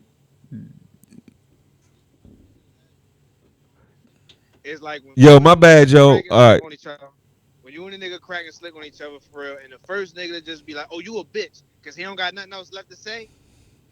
That's Kwame Brown right that's the nigga that lost. No, he didn't say you a bitch, yo. Yes, said, he did. He called said him Derek brown Fisher bitches. fucked your bitch. there. No, I'm not. I didn't say. That's what he said, yo. He said that No, Derek he- Fisher. He said your baby mother's a spinner in the industry, and Derek Fisher got a piece of her because she wanted to be a basketball wife. No, Right. That's what I'm he saying. said, yo. I'm making the analogy of all right, because if me and you was cracking slick on each other, right? Nigga, that's why we cracking slick on each other. And first time I You gotta holler go back, out, so you well, done you know now. what, yo, you a bitch. You feel me? I don't got nothing left to say, and I'm in my feelings. I'm emotional now. Yeah, you emotional. But the Yeah, bad part is the first nigga cracking slick, he wasn't lying. Yeah. He wasn't lying. He was cracking slick on you because you did do some nut ass shit. And now the only thing you got to say back is, well, fuck you, nigga. I beat your ass. Okay, you can but beat yo my wasn't ass. lying either, though. Who? Kwame Brown. But you took it away from what we was talking about. We talking about sports. You talking about, oh, niggas did this, niggas that. Who gives a fuck? Talking You about Black mad. Lives You mad now, so now it's about everything but basketball. Yeah, But that's what he wanted to talk about in the first place, dude. That's what y'all don't realize. What? He wanted to talk about the hypocrisy, y'all. That's the main part of your platform, y'all. to talk about some hypocrisy with some shit happening on the basketball court. No, but the point is he's trying to talk. His main point of the shit that he be talking about is the hypocrisy of how these niggas is willing to dog, because the white media can no longer politically dog black people, that they sick the black media to dog black people. So it's not just about Kwame Brown. So I'm Kwame dogging Brown is just a because reference people point. Oh, so he's Kwame X now. Kwame X. Boy, get him 21 Savage and Lil Uzi Vert, put him in a boat. South, and sink South the bitch. Carolina, South Carolina, Moss number 73, Kwame Brown. Yo, stupid as a bitch. Geechee Mosque. Hey yo, put him, Uzi, The and your Geechee man Moss. 21. Put him in a boat and then sink the boat. Fuck all of them. This nigga mad, want to talk shit about everything but basketball. Fuck Keep that going. nigga. All right, so we gotta keep going though, yo. We got that Wilder Furry 3, yo. Wilder Furry 3, yo. I don't even know if I'm gonna watch it, yo. Yo, is y'all crazy, yo? Yo, Deontay gonna knock that nigga out this time, yo. Oh, like he did the first two times? Oh, he didn't. It sound good. Sound good. Put that ham up. That's all I'm saying is put that ham up, yo. Yo, You okay, so do you, okay. Hey, yo, Rocket, let me ask him a question. That's all I'm saying is put that Can I ham ask you one question? And then I'm going to know where you at, and then I'm going to be good with it. Can Deontay Wilder box? Y'all don't know. I do know. I've seen him. We don't know. I done seen nigga fight like 45 times. I've seen him. I done seen him fight a lot of times. I ain't seen him box yet. We getting a new Deontay Wilder this time. Oh, so you going to wait till your 40th fight to all of a sudden learn how to box. Roger that. Roger that. You couldn't hit a 300-some-odd 6'9" ass man with his hands behind his back, leaning on the ropes. But now this time, I suspect you're going to be a tactician. Get the fuck out of here. Hit him with that metal in his glove, yo. Oh, the metal in his That nigga glove? was cheating, yo. He was cheating? Y'all know he cheated, yo. Why? Because he fought a dude that couldn't box? He cheated too, yo. How he cheat? He cheated. He cheated and beat him, yo. So How he did he? cheated twice. He lost the first time, yo. The fuck he did. Who lost There's first? no numbers that will support what you just said. That long count. Y'all know that count was long, yo. Oh, my God. Now he's Buster Douglas. Okay. What about the 10 rounds that Deontay was getting his ass whooped off that? Yeah. What about that hammer he dropped on him, yo? Okay, you dropped one hammer. I dropped 32 motherfucking, He knocked him down twice, yo. Okay. Watch this. 2 10-8 rounds. He knocked him down twice. 2 10-8 rounds. He knocked him down twice. We're not talking about the first fight. We talking about the third fight. No, you said nobody wants to put the ham on the table, yo. Because don't nobody want to see Deontay Wilder sit there and swing like a pissed off. Nobody wants to put the ham on the table. Yo, I just don't want to see the nigga get his ass whooped for 12 rounds again. That's why I probably. It ain't going 12 rounds. Deontay in 6. It ain't go 12 last time. Deontay in 6, baby. As the ref was stopping the fight, so was his corner. Listen, yo, I was a Deontay hope for a long time. Y'all anti-black, yo, and anti-American, anti-black. Anti-black and anti-American. Okay. Listen, yo, just because you black does not mean double traders, yo. Y'all double traders, yo. I know what you are now, yo. Yo, this nigga is the regional chapter president of the Underdog Committee. Like every underdog, they support him. It's like the Beehive except for losers, right? So he say Uzi is in his top 30, or about to be top 30. 21 body J. Cole, 21's number 21, and Deontay Wilder's a boxer. Yo, you are the regional president of the Underdog Committee. Any motherfucker that ain't, and oh, by the way, I got to put Kwame Brown, no basketball playing ass in there too. Yeah, you are the captain of the Underdog Committee. Any motherfucker that ain't worth a fuck, just be black. We got you. Yeah, that's the theme. You know what I'm saying? Nah, yo, I got white boys. I fuck with white boys. No, everybody you name tonight. Nah, yo. What's the name, yo? I'm telling you who niggas gotta watch out for. The only black person tell you that can't get in your committee is Steph Curry. I'm gonna tell you who cats gotta watch out for, yo. Who, yo? My man from Duke, yo. Oh shit. Who, yo? It better be Jason Tatum. It better be Jason. White boy play for Memphis, yo. Who you talking about? Grayson Allen. Grayson Allen, yo. You gotta watch out. I'm telling you, yo. Respect the shooter. He about to do some big things, yo. Hey, yo. And that's his token white guy in the Underdog pushing committee. That's yo, JJ Redick is my guy, yo. I don't know what you talking about, yo. JJ Redick is my guy. First of all, Just Jumpers actually does his job everywhere you go. JJ Redick, Just Jumpers, yo. He got one of the meanest floaters in the league, yo. That's the nickname they gave him, Just Jumpers Redick. Chase JJ out that line. I bet you catch that floater in your eye. All I'm saying is I didn't make the name up. Out the glass or straight in. I did not make the name up. They call them Just Jumpers. All I'm saying is tonight I see who was on the podcast. Tonight's podcast is being brought by the Underdog Committee, led by Brother Minister Mickens. There's no fucking way that you really believe half the stuff you're telling me right now. Yeah. Oh, I forgot. Yo, you got to put the baby in there too. The baby's in there too. The baby is not an underdog, yo. Against Jada, he is. You crazy, yo. Who sold more records? Jada. Yo, Jada sold more records. I'm not going to dispute who sold. First of all, you can take one Jada record and top the baby catalog. You could take one single. Who got more hits? Once again, you go Jada. That's just on longevity alone. Yeah. You ain't even long enough to have as much hits. Everything the baby drop is a hit. That's a lie. Oh, you heard the baby's new song?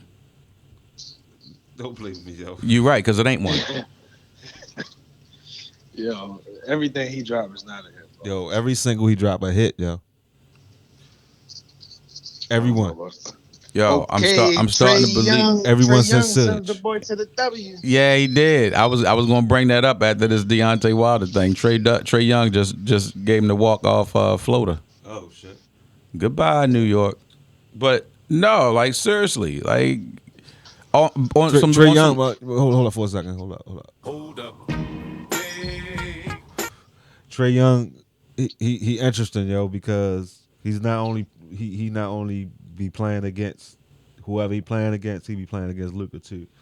But back to Wilder Fury. Nah, I just feel like, right, you got the first fight. It was a draw. To me, it's not a draw. Well, to me, it was a classic draw. It was a classic draw in contrast of style. You had a boxer pugilist who outpointed the other guy, and you have the the Brawler. the puncher brawler who knocked the other guy down a couple times. Classic draw. All right. Hold on. I can't. Classic draw. It's not a All right. classic draw because the numbers are. If you judge by the numbers, if I win 10 rounds and you by one, if I 10-9 you 10 times and you 10-8 me 2, I still win, according to the numbers. Now that draw shit, that's some judges bullshit. But if you're going to go by the rules of boxing, 10 10-9s beat 2 10-8s every goddamn time. I don't think that's what the scorecard said. All right. So second fight, dominated. He was dominated. Let's say he didn't cheat. Let's say the gloves wasn't fucked up. Let's just say he dominated it, right? So who comes in with the element of surprise in this fight? Nobody. It's the third time. It's no element of surprise. If Wilder changes nothing, there's no element of surprise. But if Wilder changes things in his style of fighting, who comes in with the element of surprise and who is then going to have to do the adjustment? I mean, that's simple. This is my thing, bro. In Wilder's fighting style, let's just call it his fighting game. Let's just call it his fighting game for the sake of conversation, right? Yeah, because there's no style in it. Yeah, we haven't seen Deontay Wilder in years now. But go ahead. But what I'm saying is, in his fighting game, in his history, in his history, yes. I don't even want to use the word history. I want to keep it as game, because I want to talk about just far as scale of potential of growth and things like that. Right. When you look at his, he has a world of room for growth. But go ahead. But I don't. But can he tap it though? So you saying he don't have the aptitude to grow? That's what you're saying. You don't think he has it in him to grow? Some guys get so settled in for so long into what they do. He had 40 fights before he ever fought. Okay, he had 40 fights until that happened to him. Right. Right. And then it happened to him twice. No, that didn't happen to him twice. I'm sorry. Bro, he got his ass No. Twice, what we saw didn't happen to him twice. What happened to him the first time, he saw that whatever happens in this fight, I can touch him. Right? Yo, but come on, yo. If you can't admit nothing else, in the first fight, he assumed that no matter what happens in the fight, he's not gonna knock me out, and I can touch him and knock him out. Okay. That's what Wilder could have gotten out of that fight from the information. Even though what he should have did was looked at the fact that, damn, I got outpointed. What if I can't touch him the next fight? He should have looked at that. What he really didn't look at was that this thing gonna come in an animal next time.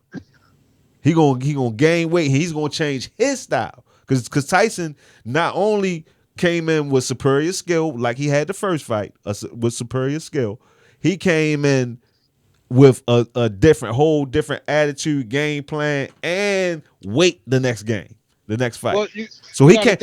So Fury came in a whole different fight in the next fight. Hold on, what you say, Rocket?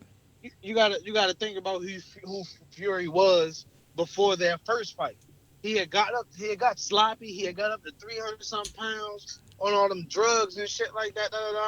And then boom, I just take me 2-3 months, and you my first fight back. You feel what I'm saying? I'm not even really in my peak shape. All right. So when I come back the second time in the peak shape, yeah, now you really gonna get who I really am. But that's the thing about it. Tyson Fury never been that guy before. I'm talking about even before when he beat what's the name back in the day, all that stuff, yo. Klitschko back in the day, he was never that guy. Tyson Fury was not a knockout guy. He was not a pressure guy. You know what I'm saying? He never been that guy. So if I never been that guy, then what does it say about you that I can just do this at my leisure? Well, it wasn't at his leisure. He had the perfect game plan. And what I'm saying is that you make an adjustment to make it undisputed. It's not going to be a draw this time. That's what he came in and said. All right. I believe I beat you the last time. You believe you believe you beat me this time. I'm coming. He came in with a superior game plan. You know what I mean? And Wilder made no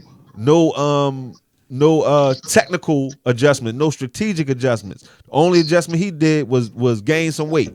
That's all Wilder did. Well, hold on. You talking about learning, right? This motherfucker, you just said he outpointed him the first time, right? Which means he was technically more sound, right?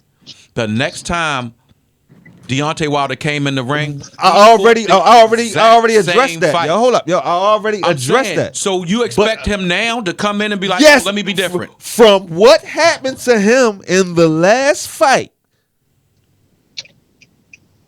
yes, I do expect a person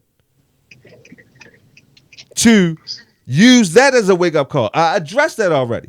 How I addressed that was saying from the first fight, Deontay Wilder could come out with the information saying that no matter what this guy does to me, it's not going to hurt me, and I can touch him.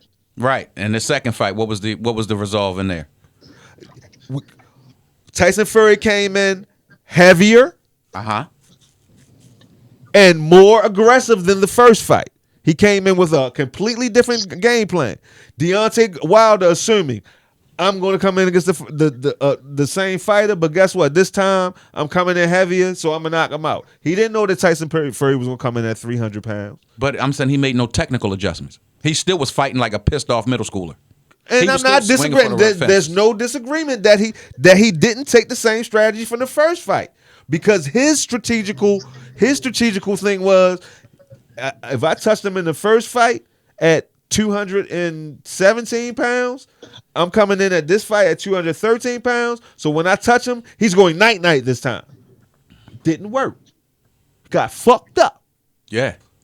Not disagreeing with that. Okay. And once again, I'm taking out the fact that the gloves was funny. I'm taking all that out of there. I'm saying that he got fucked up. That it was a superior boxer on the other end that he got fucked up against. And what I'm saying is that it's not out of the realm of possibility that he comes in with a different strategy. Win or lose is not out of the realm of possibility. And I'm taking Deontay Wilder. That's all I'm saying. Well, I don't see a nigga changing his style 40 fights in. I do have him adding on to his game.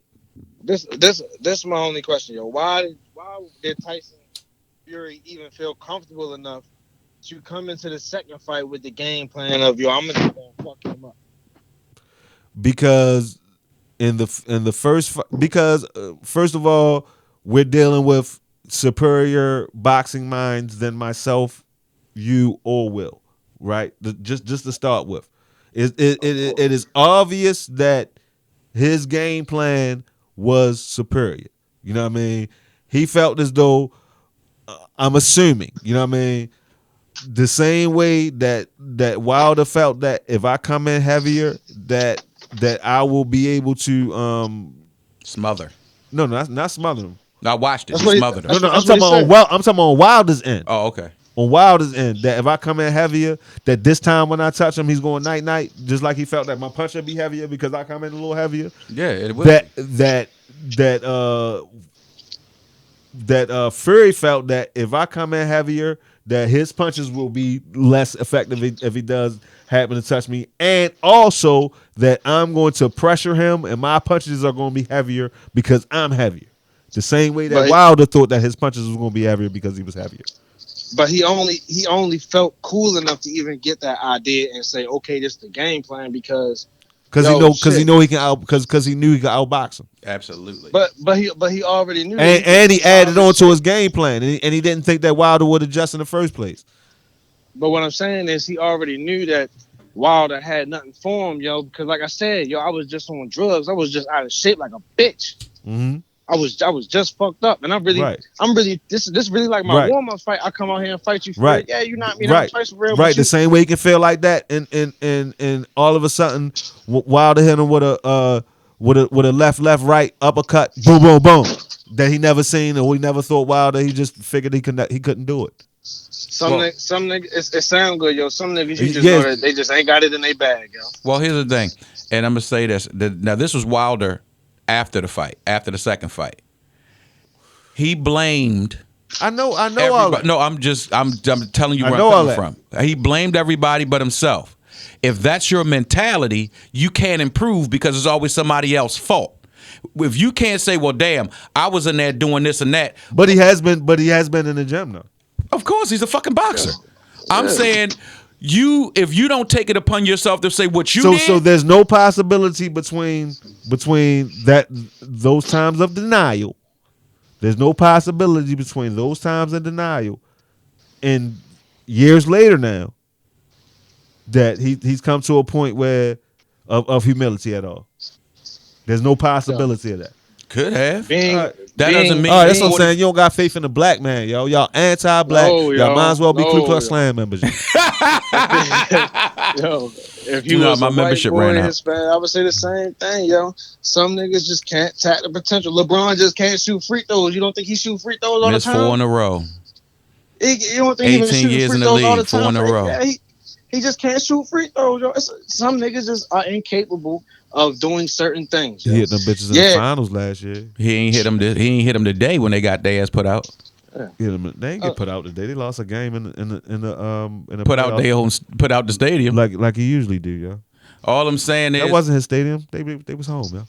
I said the stadium, not his stadium. What I'm saying is, if you didn't take the time to want to learn how to box, thinking, oh, I'm gonna just knock every motherfucker out, then okay, this ass whooping may have made you a little bit humble, but all that muscle memory that you had for them first 40 fights and all that bullshit, that's a hard thing to fucking. Habits are hard as fuck to break. So now all of a sudden you done got your ass whooped, you done blamed everybody, you went through the 7 stages of grief. I got faith in the and black now man, yo. You can have faith all you want, but I got enough faith to put money on the black man. No. Okay. See, now you saying two different things. Do I want Wilder to win? Yes, I would love to see him knock this motherfucker the fuck out. Absolutely. Do I think he's gonna win? Fuck no. Those different things. My feelings versus my intellect, my logic. There's two different things here. yeah. Put As that a money black on the man, black man, yo. Bet on black, yo. Trust me. Nah, see that's where my logic kicks in. I'm not putting no bread on that nigga. Nah. I like my I'm gonna tell you what. money in my pocket. I'm gonna be honest with you. I've never been a Deontay Wilder fan just because I love boxing and he has no boxing traits at all. So every time I had a homeboy, it's a brawler, yo. That's a style of boxing, yo. Brawling is a style of boxing, yo. You're a brawler, yo. Brawling's a style of fighting. Boxing's a style of boxing. No, brawling is a style of boxing, yo. What I'm saying is, when I see a dude who's getting by on just pure, I'm stronger than everybody else, and I hit so hard that motherfuckers are scared of me. Like Mike Tyson was a boxer brawler. You know what I'm saying? They would be scared, but he'd still go through the technical whatever, and then set you up for the kill. Right, you know what I'm saying? You're going in and swinging like you at motherfucking Lamel Middle or something like that. Nigga talked about your mother. You see him on the bus stop. You know what I'm saying? You have never, all of the boxing, if you don't study your craft, somebody's going to prove that you didn't. Right. Period. You know what I'm saying? That's just how it works in sports. So the whole time he's sitting there, you know, I'm knocking this one out, I'm knocking out. Like he said the dumbest shit in the world. They said, but you and Mike, you ever fought Mike Tyson? Who would win? He said, me. Yeah, he was capping.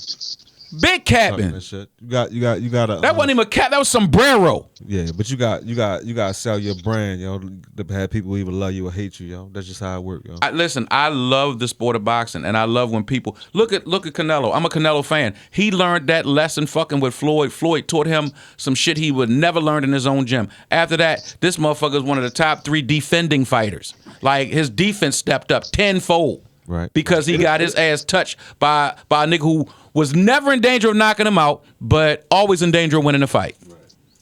So He's now the best you boxer look in the world, in my opinion. Best boxer in the world. But that night, he had to get the lesson that night, and he took it and he learned it.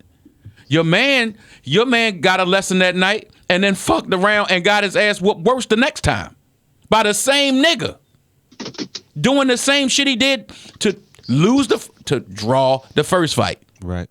So that's what I'm saying. Like, it's other people that have been in his shoes. Everybody used to watch Canelo fights because they knew eventually somebody was going to sleep.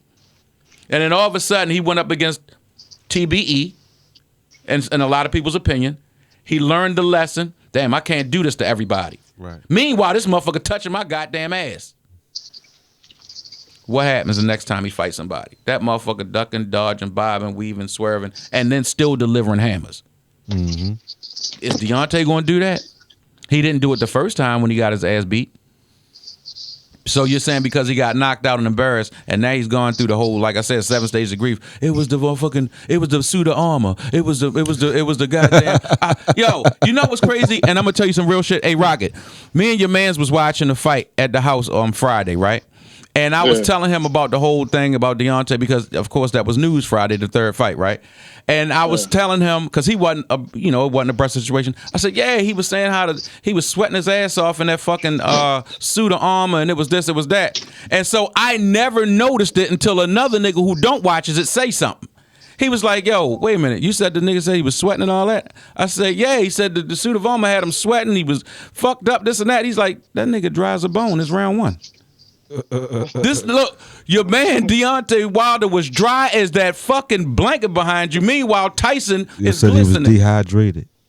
Dehydrated? Yeah. When you dehydrated, you sweat your ass off. It was gone already. From the dehydration. Round one? It was salt already. No, what? No. No, sir. You're talking about turning to that white salt that be around niggas' eyes. Yeah, yo. Watch this. This how bad it is, Rocket. It was already salt. If it was salt, his black ass would have been ashy. That nigga was dry. Yo, you can't give me that bodysuit excuse, my nigga. You put it on, nigga. You the one paid for it, said put it on. That nigga's an idiot. He said the body. Then he said, "Oh, my trainers was working with Fury. Then it was this. Then it was that." I'm like, bro. So none of it had anything to do with your fighting style at all. None of it. It was everybody but you. Roger that. I seen him in the gym, yo. He know it was his fighting style, yo. What was he at? Upton? Where he was at? Down Umar. That's where he should have been right there up. Because my man Tank Ray beat on shit in about a month. Oh shit! And here's the bad part: the fight is set for fucking August or July. He was down Umar down on North Avenue. Yo, funny as shit. The nigga better get up there and start running them Rocky steps or something, man. I'm telling you, this if he don't change, it's only gonna get worse. So y'all think they're gonna keep on handpicking Tank, or he gonna fight some real? He doesn't have anything else left. Like at this point, they're really like grasping at straws. And me and Rocket talked about it at the house on the last fight. Right. I said, you do realize this is one of the last fights. Because at this point, you done fought everybody that was Now all you got is the Haneys and the this one and the that one. You don't have any more of those. Right. Like the next fight, if you grasp at straws again, you're not going to sell it. You only going to sell it to Baltimore niggas, and niggas just want to see some random cold fish get knocked out. But any real boxing fan, like who he fighting? No, he the hip hop fighter right now. Huh? He the fighter. But what I'm saying is, so his fight's gonna sell. They're gonna sell, but they're not gonna sell like boxing enthusiasts. People that's really into the sport and to the science. They're gonna be like, why is he fighting? Yo, they're not gonna be interested. They're gonna be disinterested because it's like, well, damn. What's taking you so long on this person? What's taking you so long on that person? You know what I'm saying? Right. You done fought everybody else that didn't mean shit. You've built the resume. You got the zero at the end. At this point, you got to bet it. You got to bet the zero. You got to risk the zero now. Right. At a certain point, though, yo, niggas gonna still be buying the fight just off of the personal image that he has branded himself with. Right. At a certain point, same thing with Floyd. When Floyd and cats go to his fights too. Yeah, he got a lot of support. Yeah. He get a lot of support in Atlanta, in Baltimore, in Texas. Like places he fighting, yo, they don't be places that he don't got support in. Yeah. When he fought in New York, about to fight in Atlanta, he live in Atlanta. Right. Or got a crib in Atlanta, at least you know what I'm saying? Like, so he's not going nowhere where, niggas is not actually arriving. And then the fact that he's so touched in with the hip hop culture of today. Right. You feel what I'm saying? Bouncing from Baltimore to New York to Atlanta and shit, you feel me? Like every time he come out, Lil Baby is the one bringing him out. I get you. I'm saying to the purist, right? To the purist boxer enthusiast. After a while, he's going to be like, it's a different age though, Will. Like, no, them young ones going to buy it because, yo, Tank fighting tonight, yo. Who he fighting? Remember the nigga that took us home from the club that night, the Uber driver? Him. Yeah, you feel me? But that's all you need though. It don't matter if it's a boxing purist or it don't matter if it's some bitch that just seen me at the grocery store that think I'm flossy and heard the cashier say my name. Right. It don't matter as long as you just put your debit card information in that bitch and that motherfucker You say right. complete. Cause think about it, the average person that's not a boxing fan, they don't even know Devin Haney.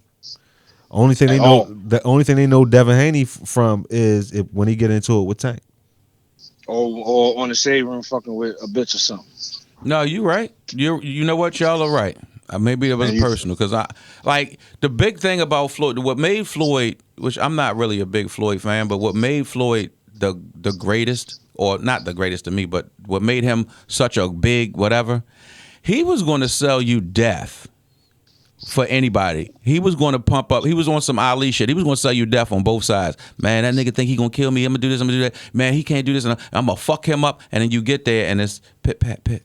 Well, I think You know what I'm saying? Well, But that's well what in made that you in want that to in that see it. same regard, I think what Floyd's advisement and what he's doing with Tank is he's collecting the bags with Tank. He's doing with Tank what he did with himself later on in his career. Absolutely. You understand what I'm saying? So he's skipping a step of when Floyd had to prove himself against all of these guys that was up above him. Mm-hmm. You know what I mean? So he's making Tank a brand to the point that, all right, when we get to the point where we gotta fight these guys, it's gonna be worth so much money out the gate. Absolutely. To where as though, all right, if we do beat these guys, that means we can really You can really stamp shit. we can really handpick them then.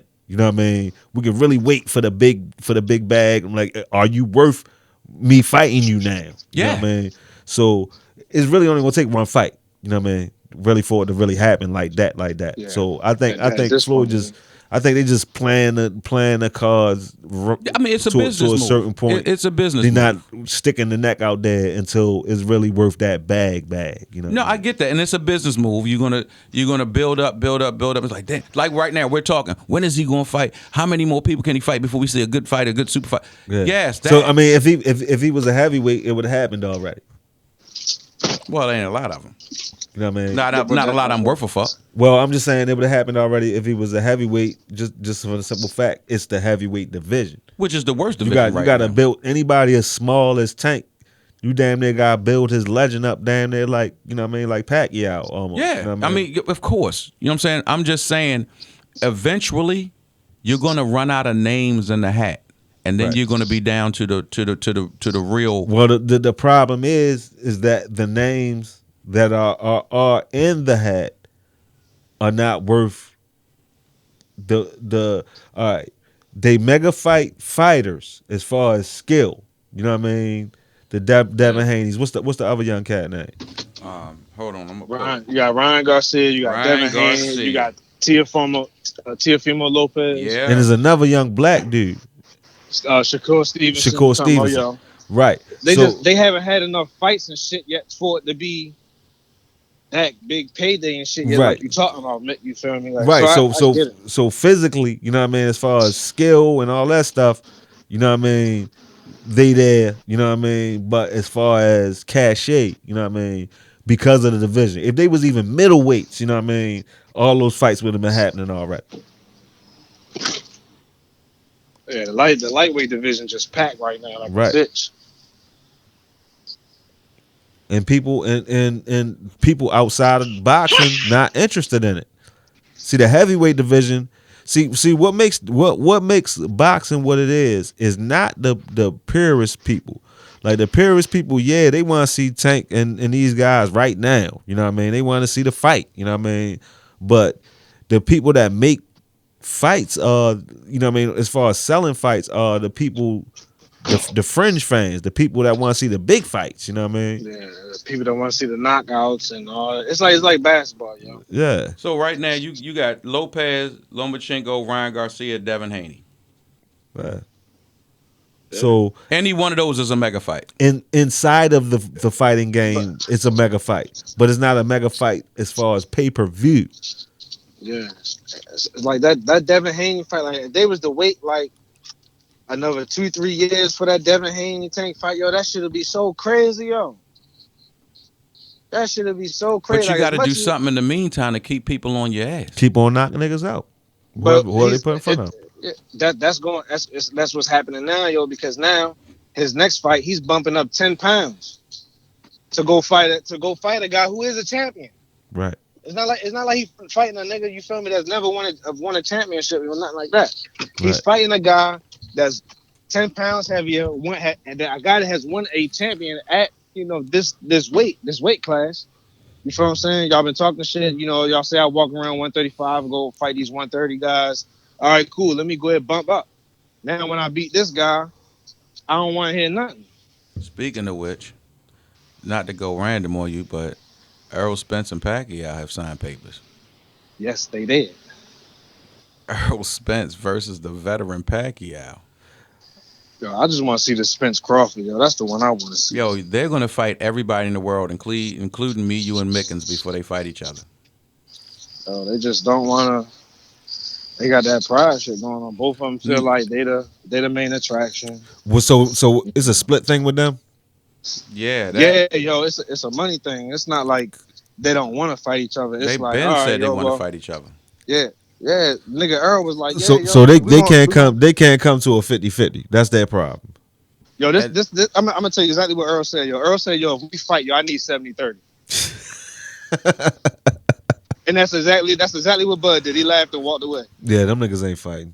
Well, the thing is, the promoter. What I think the promoters are going to do is going to make them do the same thing they did with Pac and Floyd. Make them fight all, the whole gauntlet of people, and then he fight them, then he fight him, then he fight this one, now you fight this one, so on and so forth. You know what I'm saying? And then finally, 8 years later, it's like the match we've been waiting on. Yeah. So I think that's because it created such a bag. You know what I'm saying? Like, it created a big bag. So every time Floyd would fight a motherfucker, then Pac would go either fight him and knock him out or fight him and beat him. And it was just a back and forth. They just was going back and forth fighting the same niggas. You think Tank can knock Broner out? Easily. I mean, I don't even. The last time I saw Adrian Broner fight, I want to see Tank versus Adrian Broner, yo. That can be Tank. Like Tank on his little tiny Canelo shit. So that can be his move up. The last time I seen his move Broner up fight and go fight Broner. Fight a former champ. Broner threw as many punches that night as I threw the night. That fight was sell, yo. It would sell just because of the names. That's what I'm saying. But yo, that fight was sell, yo. Broner's Tank versus Broner, yo. No, not his last performance. The last performance I think he had, it was some shit. But when he fought Pacquiao, he threw as many punches in that fight as I threw at this desk today. All right. I ain't going to say Broner's trash, yo, because that nigga will put hands on me low-key. You're not a boxer. But I'm just saying, yo, I'm not going to call a nigga trash, though. That could just put hands on a nigga low-key. But I'm going to say that his fights, yo, that nigga fights be phony as shit, yo. Yo be boxing phony as shit when yo fight. Who, Broner? Yeah, yo. Hey, man. Ever since he humped Buddy in the ring for real. Oh, that was Maidana. Yeah. But see, that's what people forget that these are people. You know what I'm saying? You forget. Here's the thing that you have to understand. When you going up against a nigga, you're not just going up against a nigga. You're going up against whatever he been through, his background, whatever. You know the hardest people in the world that I've come across, the Argentinians. Okay. You know what I'm saying? Like Manu Ginobili's from Argentina, right? In Argentina, they was doing that shit that they did in the Denzel movie, Man on Fire. They was really kidnapping people for the money. Yeah, that's what they do down there. Like, right. It's a thing. Manu Ginobili was number 3 on the list to get kidnapped. Like the most likely to get kidnapped? No, they had arrested a guy. He had the list on him, and he was number 3 on the list of the gang to kidnap. Right, like the most valuable kidnapped guy. Right, that like he was the 3rd guy on the list to get. Right. They told him, you got to move. Nah, Manu said, nah. I'm not going nowhere. My neighbor's been my neighbor's 30 years. Fuck them, do your job. Yeah, he got gates and guns. No, he lived in the same place his grandmother used No, to they live. got gate. The gated thing is the thing. I remember everything you talking about, and they got gates. His grandmother had to go watch his games on the roof to get reception, and he said that. Now I'm talking about Manu's spot in That's Argentina is gated with guns. His spot maybe, but his people's spot wasn't. So what I'm saying is that's where Madonna was from. So when they go do the whole promotional shit, Madonna had broke up with his fiance, whatever. Broner goes out of his way to find the bitch and bring her to the fucking thing with him as a slight. He's going at him, and the whole time Madonna's like, okay, right. I see what, okay. Then he get in there and humped him in his ass and the ring and all that. That's all cool, but you don't understand. I respond this way. You respond this way. Yeah. He beat the shit out of him. And he humped him back 2 paws. He did hump his back and then knocked his ass down twice, and he made him Harlem shake on the way down the second time. You can't play with everybody. Everybody ain't from goddamn Cincinnati. Y'all play different than I do. You know what I mean? So his face, he just, I don't know, yo. He one of them dudes that could have been, but he took the fame route instead of. He ain't never let his hands go. That was his problem. No, in his beginning fights he did. I'm talking about later on once he had a name. Like I said, that nigga would never let his hands. I watched the fight through Jamie Foxx live, and he thought he was Floyd. He was trying to use Floyd's style, and no, you gotta let your hands go. Floyd throws punches. You can't score standing there. You know what I'm saying? Yeah, I'm ducking, dodging, and weaving, but I'm still tapping chin. And he wasn't in the same type of headspace, hemisphere of in tuneness as Floyd was. You know what I mean? As far as like conditioning and none of that shit. Yeah, he was. Remember he put the video up of him having a threesome raw dogging him. Nah. Yes, he had. It was like a minute clip. They was on his ass. I never saw. He was. I've never seen Adrian Broner having sex in my life. Yo. I seen it. The nigga put it out there, and everybody was going at him like, "Damn, you raw dogging a hoe." Yo said everybody. Yo, and me and Ricky ain't said it. All right, everybody but y'all two. I'm telling you, why would I make it up? I don't know that motherfucker. But they was clowning him. They was clowning him because he was raw dogging 2 smutties. Right. Hey, the skin just feel Yo didn't even care about his life. Fuck training. Yeah, that boy definitely geeking. And then now he in court begging, talking about I'm broke and my friends give me money. Like you just a whole clown. And by the way, Mickens, I'm gonna address that. Yo, you can't keep saying I ain't gonna say nothing. He can whoop my ass. He's supposed to. You know what I'm saying? That don't mean he's not trash. The thing is, it's not trash if you're he not your a trash fighter in real life. What you talking about, bro? Yeah. They not playing in the ring. That's real life. No, I'm talking about real life, he talking about everyday life, of course, yo. Like, motherfucker, let me tell you something. That 1% you talking about, when I call them trash, is because they're trash against the other 1%, not me. I'm not a basketball player. I don't play under the lights and the refs. Right. I'm saying you against the other people talented like you, you're in the lower echelon. You're trash. But have you thrown your hands before? Yeah. All right then, nigga. What the fuck does that mean? I ain't saying nothing about a nigga that I would not say to a nigga face right in his face. That's like asking have I ever fucking played in the open gym before. Yeah, exactly. Watch this. Exactly. Watch this. Exactly. If you think you can hoop, but you calling a nigga that's way nicer than you and hooping trash, then what do that make you? That makes me a dude that doesn't. That make you sub trash, garbage, dookie, shitty boo boo. No, nigga, my job is not to play ball. Yours is. So if you're it has nothing to do with it. I can say it still start with the particular thing that you're doing. It still starts with that. It still starts with that. Slim. So people are in the so make sure that you preface Broner trash against other niggas in the ring. What? You can't call him a trash fighter, yo, because he might be able to he might be able to beat both of us at the same time, maybe, yo. So you can say he's trash in the ring, but I can't call him a trash fighter, which means he's trash in the ring. No, You just said his fights be trash. He doo-doo. Right, exactly what I say. say. I said his fights be trash. I said he's a trash He don't fighter. let his hands go enough. Okay, then what's the difference? I'm talking about in the ring also. I ain't saying walking up to a fucking... But if you bump into that nigga in the club and don't say excuse me,